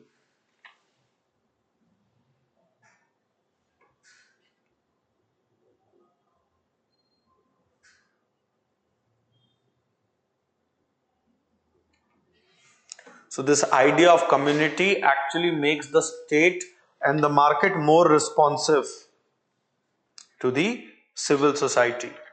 This process has been further enriched by globalization.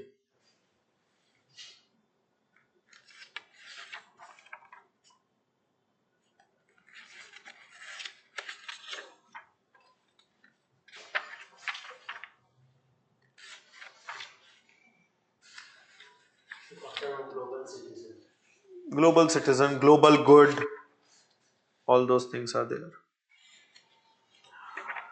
Now, you see, there is a criticism. Criticism related to the idea of good governance. You see, good governance actually again is in light of the reorientation of the state, wherein the state is rolling back.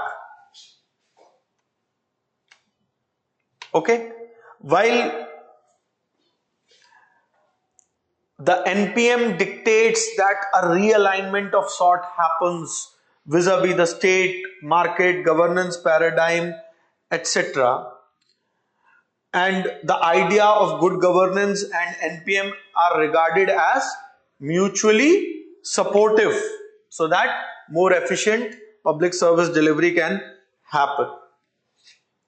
And hence this combination acts as a model for the state market relations based on political and economic values. Okay. Emphasis on reforms, public sector management, reformation of bureaucracy. Okay. Whereas the governance part, which is it is bringing to the table, actually strengthens the democratic character. Okay. And the democratic institution.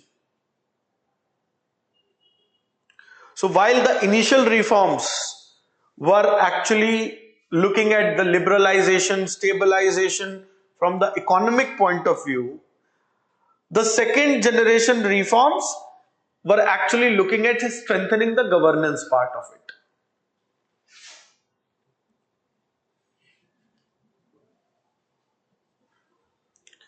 So from here actually emerges the idea of good enough governance.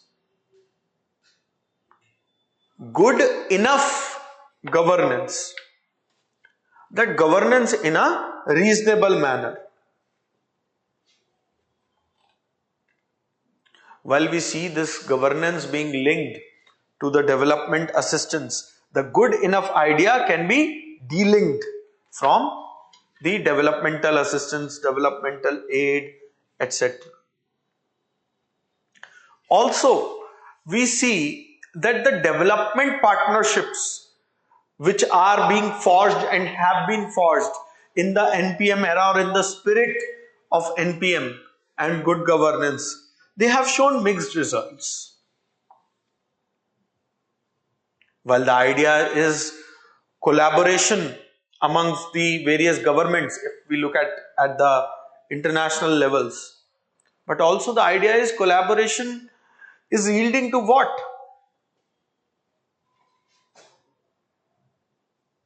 Because it is going hand in hand with the right philosophy. If you are doing so much good governance, what's the need of right philosophy? That is the whole moot point here. Please understand the debate. Why do you need a Manrega? Why do you need, right to education? Okay, so the picture is not so black and white. Also, the project of NPM, good governance, etc. While governance was looking at the good governance, looking at the human side, the NPM is looking at the economic side. All this brought about the liberalization, deregulation, right? And it had a tremendous impact on the development, both in the developed world, also in the developing world. But let us say, is it not that the economic crisis of 2008 or the COVID crisis laid bare the inadequacy or the limitations of this very model? Okay, because it resulted in what? Almost frozen business, economic, trade activity. Where were your neoliberal policies then? That is a question that is being asked. And that is where the critique of good governance lies. That in this quest of rollback, reorientation of the state, hasn't the state relegated its responsibility, the true democratic character? Okay. So while the theoretical underpinnings of governance, etc., are rooted in the neoliberal idea,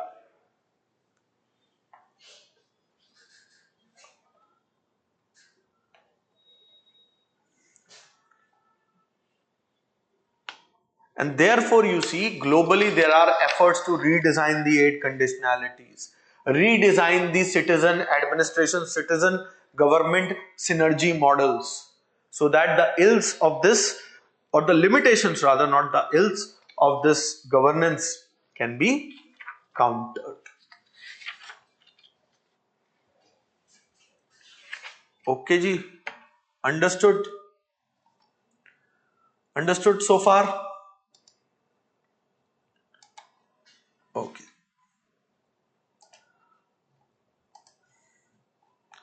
Now we'll have a brief survey of the public choice approach. Flip through the pages and let me know if you have understood this.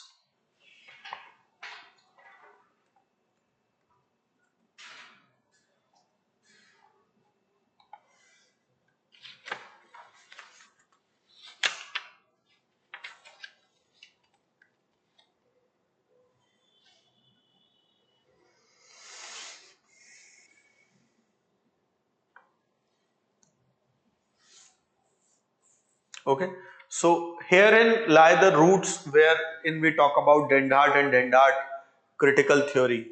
Okay, please understand this. This is coming from such moorings, because Dendart and Dendart says that we should emphasize upon the citizenship aspect more as part of the public administration. Behral, we'll see the critical theory in due course. Okay, now let us look at the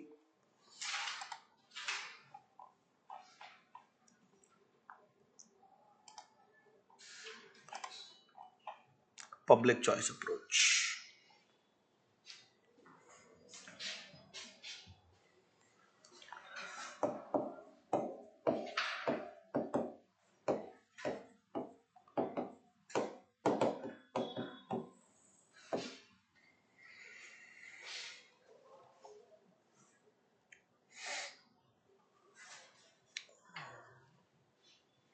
You see, again, going back to the history, 60s and 70s was an era wherein the administration was under severe criticism, because the state as it existed then was simply unable to handle the diversity of functions that it was expected to be performing. Okay. So then if there was dissatisfaction, what was the course of action? It was about reforms, which was suggested: do constitutional reforms, decentralize the political power, right? And therein also emerges the idea of the public choice approach. Basically, at the heart of it was to bring about efficiency and to bring in or apply economics in the study of political processes, institutions, public policy. Okay. So the public choice approach as a term comes into the picture in the late 60s. Vincent Ostrom, you know Vincent Ostrom? Vincent Ostrom, पता है, सुना है ना, है ना? Is one of the foremost or the pioneer thinkers of the PCA, public choice approach or public choice theory, PCT.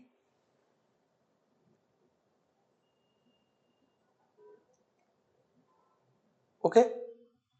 So it came as an approach, public choice theory and public choice approach, either or, came as an approach to study public administration away from the traditional bureaucratic approach to study the public administration. Since the economic logic is involved, therefore ultimately the focus boils down to efficiency and effectiveness. So Dennis Mueller,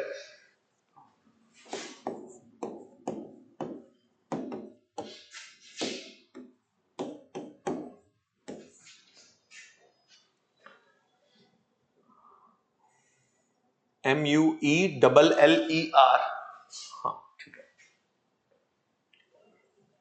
says that PCA, public choice approach, is economic study of non-market decision making.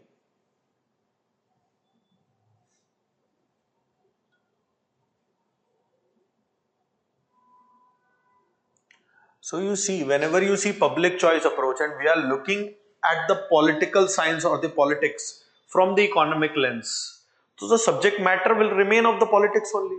Elections, representation, state, voting, voter behavior, etc.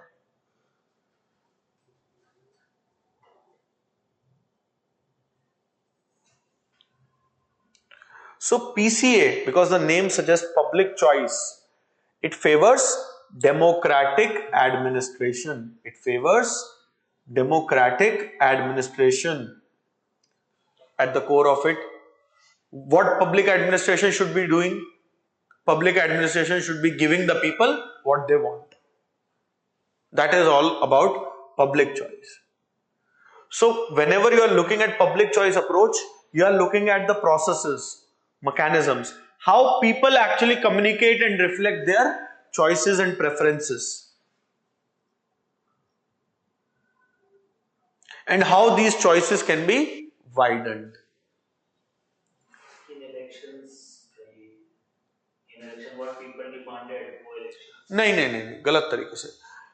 What are the various avenues through which public can reflect their choices and preferences? How the efficiency of the process would be giving more choices to the people. So how to widen this? Okay. So how you can widen the choices so that the citizens are better able to communicate their preferences. So the governmental action should be to broaden these choices.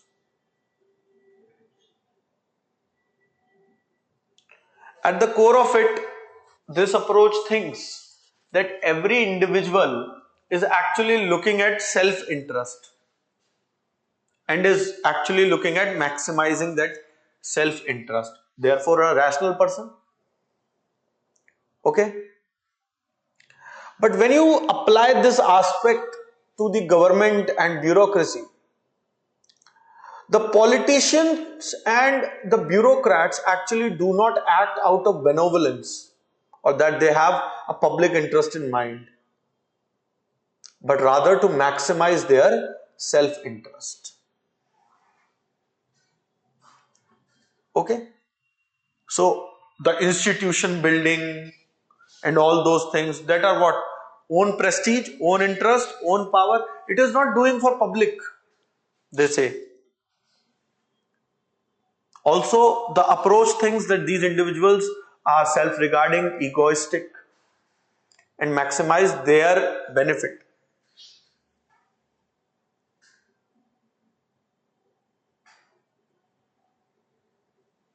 And therefore, it is talking about more democratization, bringing in of more organizations into the picture.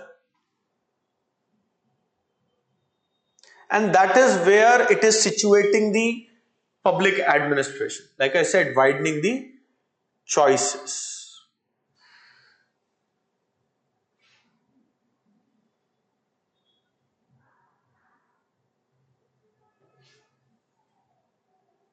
So how do you analyze basically the administration? The first is through rationality. Second is through the individualism, how this individualism is defining how this administration will run. And looking at politics as an agent of change. So whenever we look at public choice approach, we are looking at three things or a triangle of three things. That is the rational choice,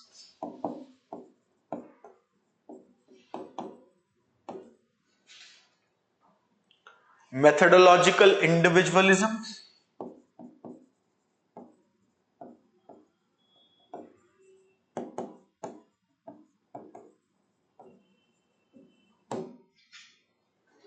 right? And politics as an agent of change.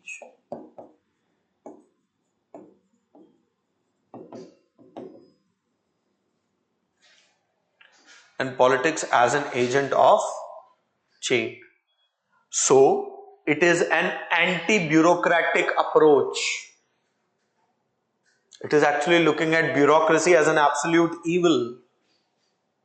Because why? Bureaucracy is inward looking, self-aggrandizing. Therefore, it's a critique of the bureaucratic model.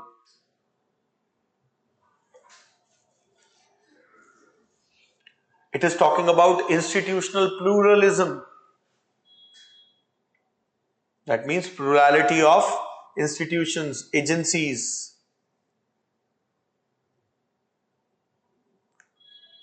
Plurality of government.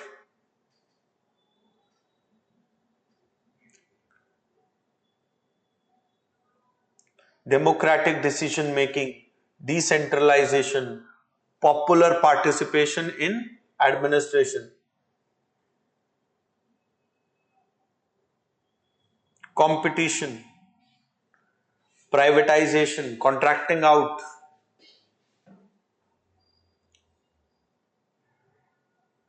So it is actually PCA is looking at public administration from a political lens.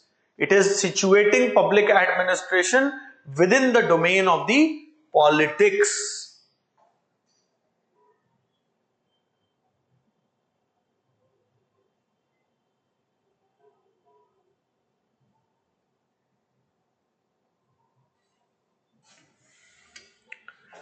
So Gordon Tullock, Vincent Ostrom, William Niskanen, James Buchanan,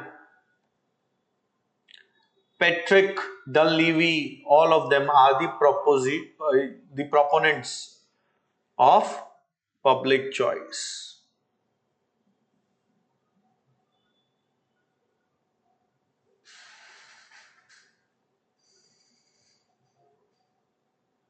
Anthony Downs, he critiques the bureaucratic behavior.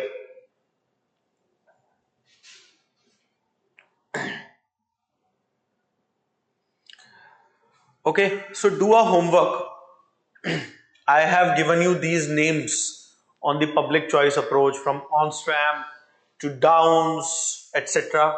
Write 100 to 150 words each in relation to the PCA from all of them. Anthony Downs, Niskanen, Ostrom, Dunleavy.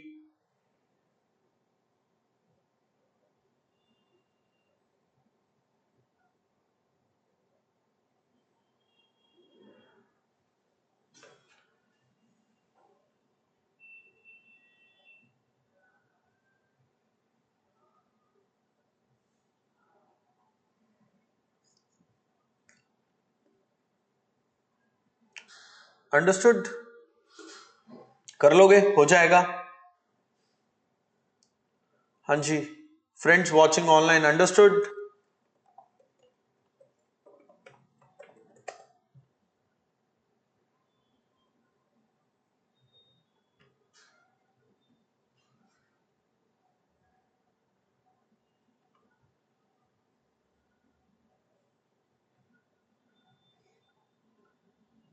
ये सब तो पढ़ा हुआ भी होगा ना? You guys have read it. Yes, sir. To the Gordon Tullock, etc. Understood?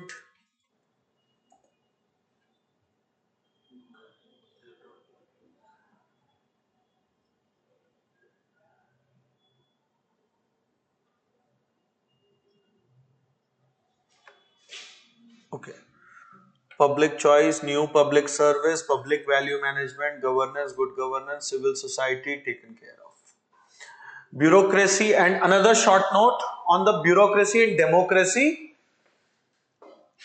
argument. Remember, we did bureaucracy and development. So you will have to do the typecasting related to the democracy. ठीक है? Now, let us look at the Marxist approach.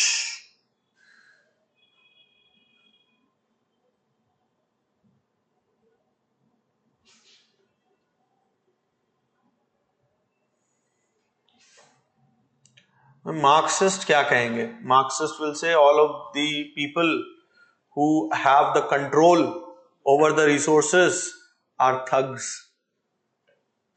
यही कहेंगे ना Marxist. तो यही बात बोलेंगे. those who have power are corrupt. Those who have power are corrupt. Okay. So let us first briefly go through what Karl Marx actually said.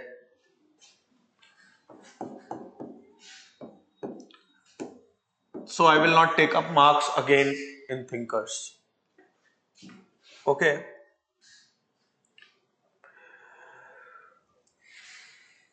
So Marx, you are well aware, social scientist, profound influence, the entire edifice of communism, what you see, what you saw in China, North Korea, etc., are somewhere related to Marx. Yes, it is not something that Marx never imagined a scenario that somebody like Kim Jong-un will create his own kingdom, right? Actually depriving a lot of its population, majority of its population, from basic human rights. And he never thought that another so-called communist, the general secretary of the Communist Party of China, Xi Jinping, is going to kill Uyghur Muslims, right? And they are going to take such violent view of the Marxist ideology. Neither he thought about the Naxals in India. Nevertheless, Marx's ideas are considered revolutionary. Revolutionary for two reasons. One, that they demand revolution to change the status quo. Revolutionary in the sense that when they were presented, they were very radical. Of course, you are aware that he was a German, and Germans, for that matter, has always tried to do great things, but have fallen short of achieving that greatness. including another German called Adolf Hitler. Okay, so when we look at Marxist ideas on administration, the ideas cannot be found at a single source, right? Though he has extensively commented on the bureaucracy, because that was the model which was in operation throughout the Europe. Okay, France, we used to call them bureaus, etc., etc. And he's actually looking at the lower strata, the underprivileged strata of the society. Therefore, he is focusing on the role of bureaucracy and what they can do for them. And hence, he points out his Marxian critique or Marxian analysis actually bring out the dysfunctionalities that exist within that bureaucratic machinery, so as to say. Okay. And he says that this bureaucracy is something which is like a tool in the hands of the elite to exploit the society. Okay. And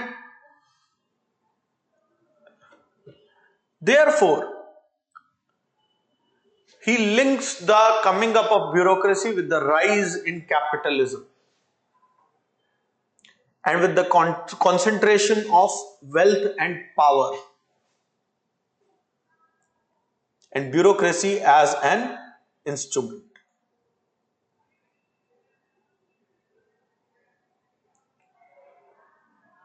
So you see, feudalism gave way to capitalism. Capitalism, in a way, replaced feudalism, but he says that the bureaucracy or the people who were earlier serving the feudals have now begun to serve the very capitalist. So all of value which is produced by human labor,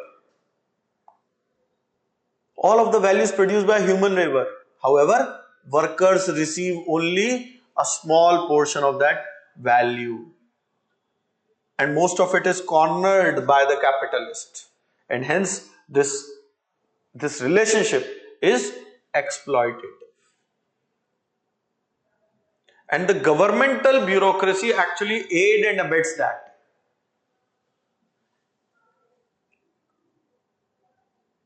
Okay? And this is the kind of view which is held by Marx. Marx says, then Marx is talking about individual features. Okay? For example, with regards to division of labor, he says, yes, division of labor brings productivity.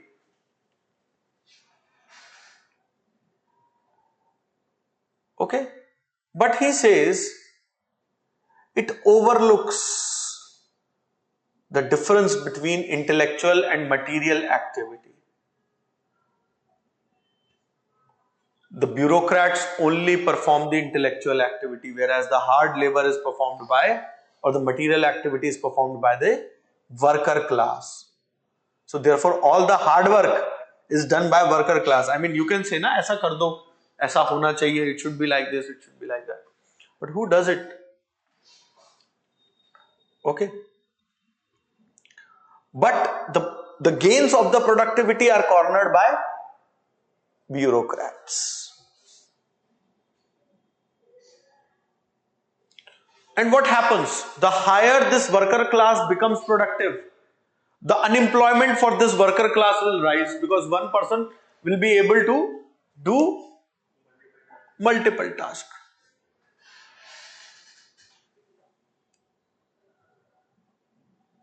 So the increase in productivity due to increase in division of labor leads to little gain for the worker. Little gain for the worker. Again, as a critique to bureaucracy, Marx is actually noting certain ideas. Another one being hierarchy.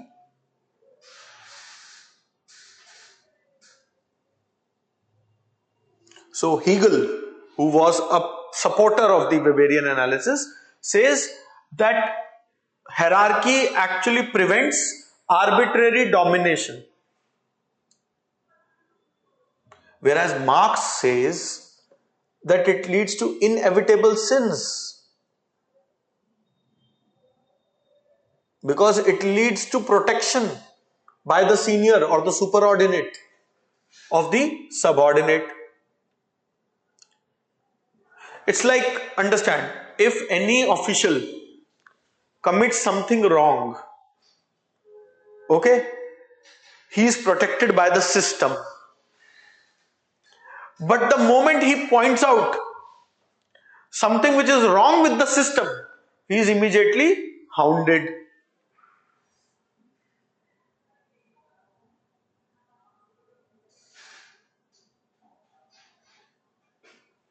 He also says in hierarchy, the superordinate trusts the subordinates with the details, whereas the superordinate makes the decision. So the person who has the details is not making the decision, and the person who does not have the details is making the decisions.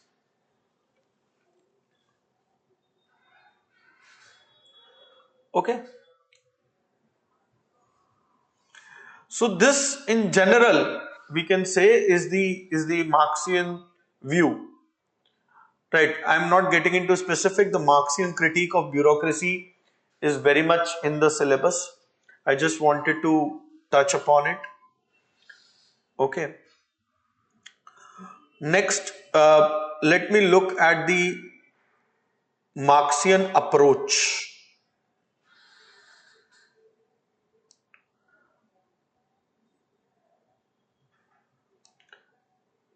The Marxian approach.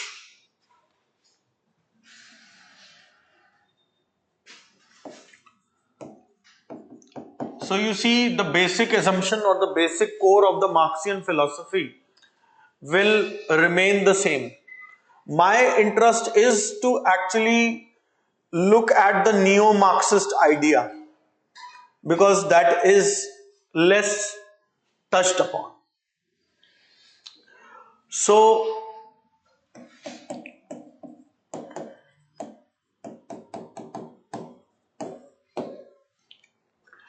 you see, just like any ism, Marxism is also full of multiple perspectives. Okay, so many strands of Marxism will emerge. Even in India, you see CPIM, UL, this thing, that thing. China has a different sort of, communist ideology. Maoism is again a flavor. Okay, so things like that. But neo-Marxism, three prominent schools emerge. The first one is the dependency school.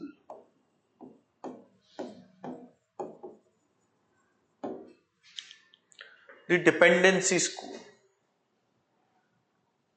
So it is actually looking at Marxism plus structuralism.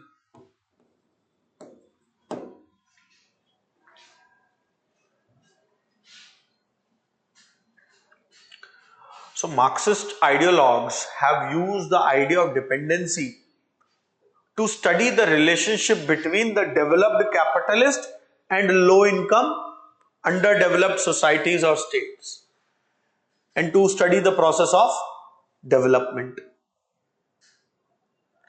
Neoliberalism as an idea focuses on greater interaction of these elements among states, so that interdependence emerges. That is the core of neoliberalism. Greater interaction so that interdependence emerges. Now, once this interdependence emerges, some are more dependent, some are less dependent. And the interest of these interdependent states get intertwined, they get aligned or together. That means there emerges a situation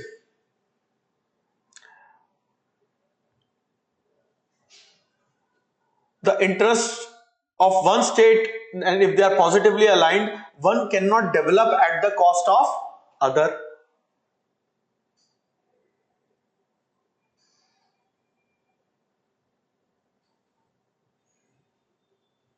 And this dependence so created actually makes the developing societies or developing countries dependent on the rich capitalist state, and hence is problematic. Okay? And then once this relationship is problematic, the one with more power, more resources will dictate the terms.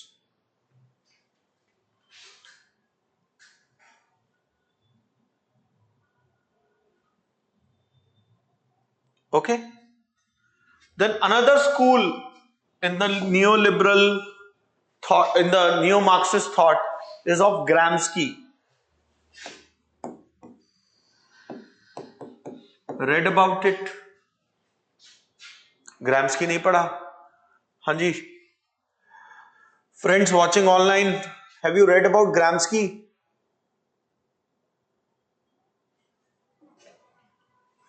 Basically, Antonio Gramsci was an Italian scholar. Interestingly, Gramsci was imprisoned by Mussolini.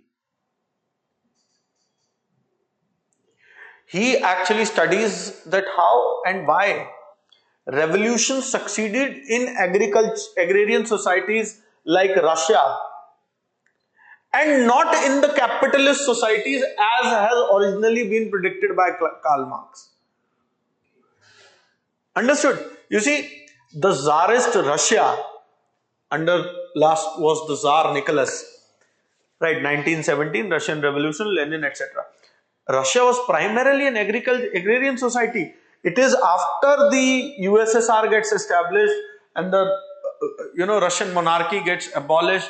Slowly they start on 5-year plans to actually industrialize, etc. But they were largely the agrarian society. So Gramsci is actually looking at the fact that while the revolution, as per the Marxian view, should have happened in the capitalist society, why is it happening in the agrarian society?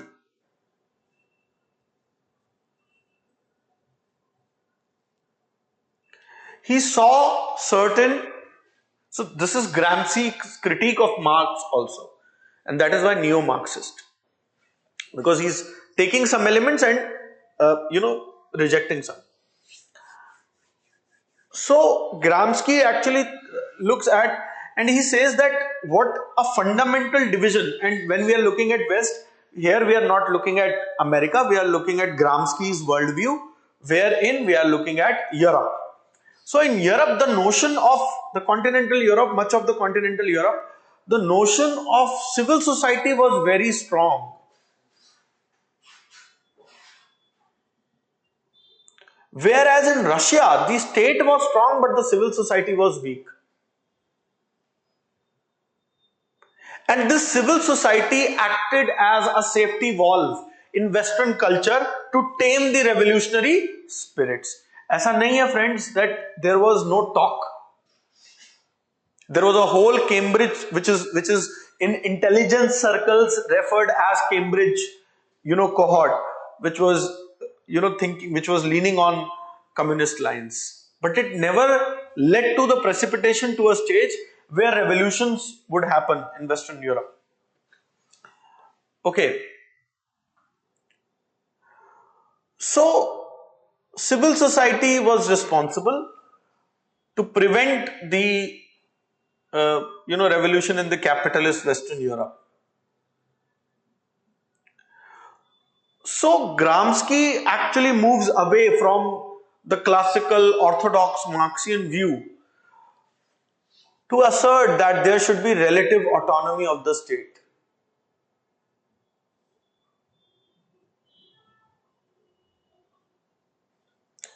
He says that instead of expanding the dominance of bourgeois through the base level economic factors, he says that there is a persistent hegemony of bourgeois through social and cultural factors, which is one of the main reasons of the persistence of the dominance of the bourgeois class. He says, so he's actually looking deep into the idea of hegemony. He says that hegemony is a mix of consent as well as coercion. So at times the bourgeois does not depend on coercion alone or consent alone. The consent of the civil society is enough to maintain that. And like he is looking at civil society, he is extrapolating it, ballooning it, and taking it this same idea at the state level, at the meta level. So there also he says that the structure can indulge in coercion and consent to maintain the hegemony. Okay. So in this case, the dominant class will not have to use the force. And this structure of coercion consists of the administrative apparatus of the state or the bureaucracy. Okay? So state will use force only when people start disbelieving or disobeying its norms.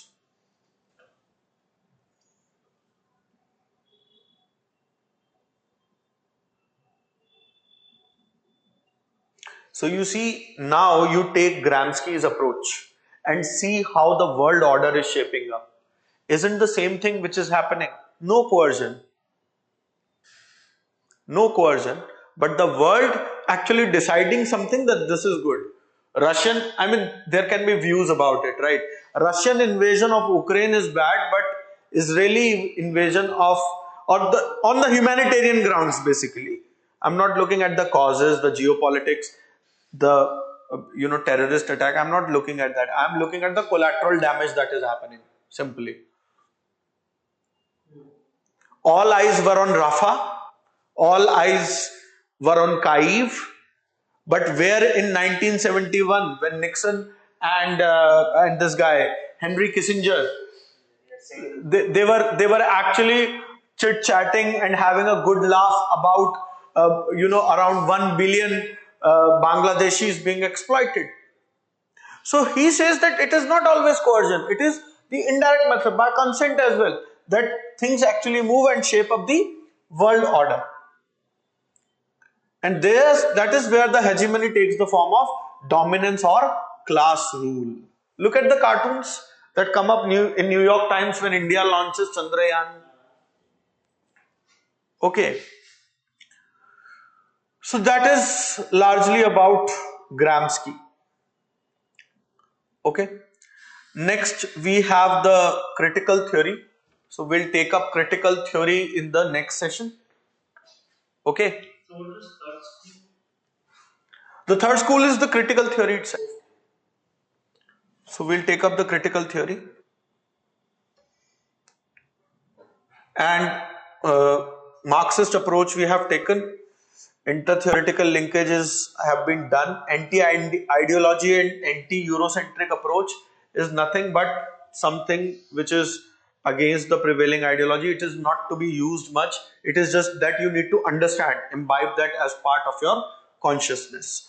So what we'll be doing is we'll be taking up the critical theory and quickly breezing through this, and then we will take up the thinkers part, the classical, neoclassical, and we'll be reflecting on the broad ideas, because you might not remember every thinker, but if you remember the school and the ideas, that is good enough. Okay, so that is what we are going to do, right? Okay, thank you so much. Before we part, any queries? You have your homework cut out, right?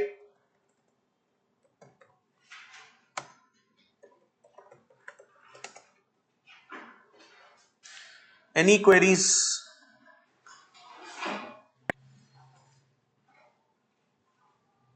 Saurabh क्या याद नहीं आ रहा?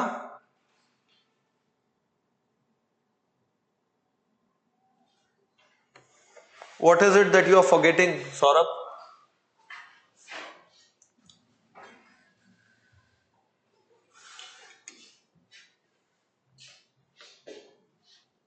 You also flip through the pages and let me know if there's something you need more, emphasis. Actually, NPM, developing countries पे focus किया था, but हम उसे ऐसे देख रहे हैं. You see, whenever you talk about NPM, it is not happening in isolation. First, we need to understand this. It is not that something the focus was on developing countries. The focus was very much on the developed. वरना Reaganism, Thatcherism कहाँ से आता? From where it was coming? It was because of the constraints, position in which the state was, where it had to reduce public expenditure. There were crises. And this crisis was actually translating or were on the brink of translating into crisis of legitimacy because the state was unable to fulfill the demands.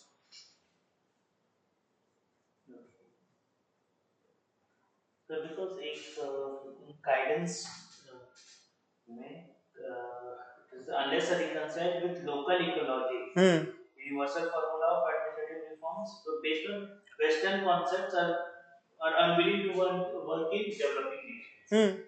So when you look at NPM, like I said, there were multiple flavors of NPM. NPM was used by different countries across cross-cultural linkages as per their own conveniences. So NPM was not something which was an agenda with which other things were being looked at or a lens.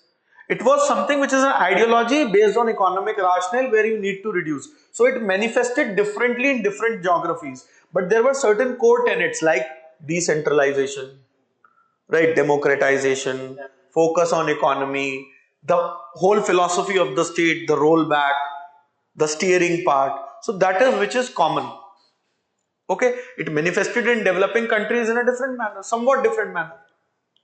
Yes, the bulb got lit in the West first. Basically, the Western concepts.